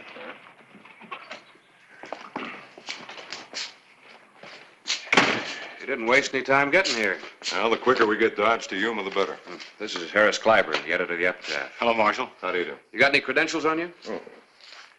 Thanks. I thought sure the marshal's office would send more than one man. Good enough. Yeah, there are a lot of strangers in town. No telling how many of them are members of Dodge gang. Well, Dodge is going to Yuma on the stagecoach. All we got to worry about is getting him aboard. I can handle it from there. When do you want to go? There's a coach leaving for Yuma in 20 minutes. I can make it.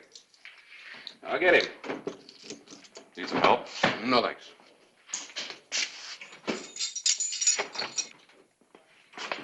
All right. Let's go, Dodge. Where are we going, Hollister? Out of one jail into another one.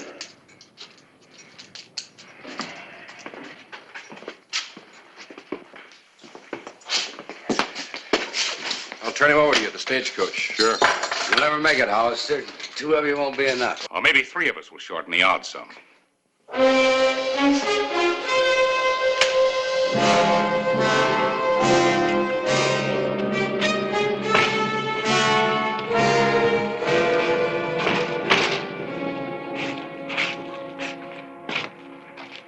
Keep your eyes open.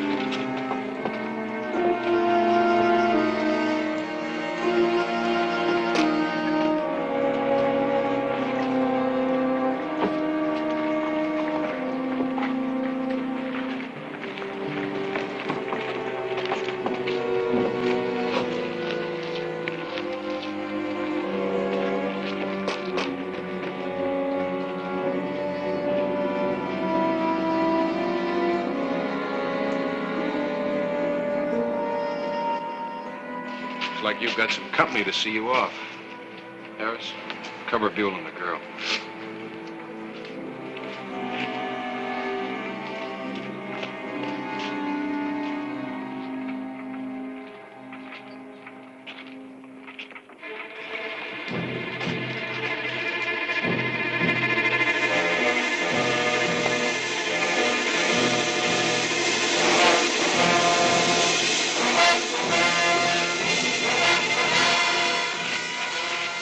You can take him now. All right. Get him!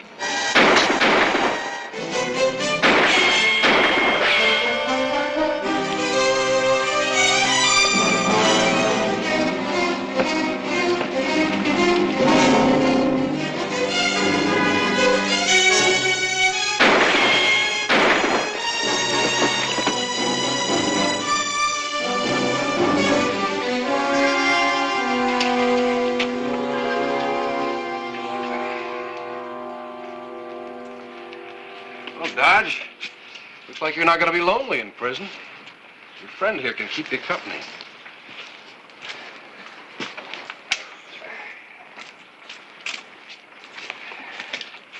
How did you know Kennedy wasn't a marshal? I showed Bolin and Andrews a fake telegram saying I'd asked for help. I didn't send it. So Kennedy had to be working with Dodge. Uh-huh. What about those credentials he showed you? Forged. See, before he died, Marshall warned me to be careful who I trusted.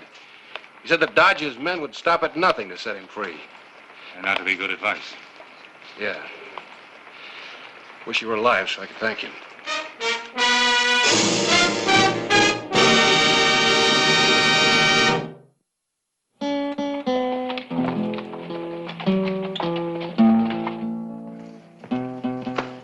You can have this back now, Miss Dawson. Thank you, Sheriff. Well, it's good to see you in a pleasant mood for a change, Sheriff. Yeah, I sort of like the feeling myself. I was just apologizing to the doctor and Miss Dawson for thinking they could be part of Dodge's gang. Oh, yeah, I guess I should say a few words in that direction, too. That isn't necessary, Sheriff. We understand now. I'm grateful it all came out the way it did. I do have one question, though, Doctor. Just before the shooting started, I saw you open your medical bag. What were you reaching for? Well, I know this sounds ridiculous, but I was reaching for a sedative. Miss Dawson had a headache. I thought it might be a gun. I saw you drinking with Bolin and Andrews. Did you know them before? I took a slug out of Andrews about 2 years ago in Abilene. I didn't know they were outlaws. Suspicion can make a man do strange things. It goes along with a lawman's job. I guess I should try to curb it, though.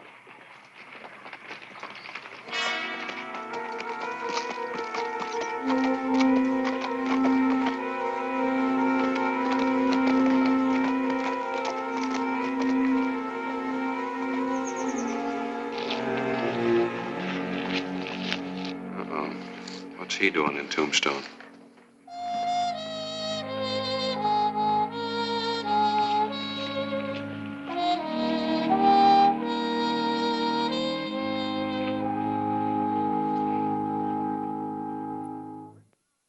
Whistle me up a memory, whistle me back where I wanna be, whistle a tune that'll carry me to Tombstone territory. If your past has run afoul of the law, it's a handy place to be. 'Cause your future's just as good as your draw in Tombstone territory. Whistle me up a memory, whistle me back where I wanna be, to Tombstone territory.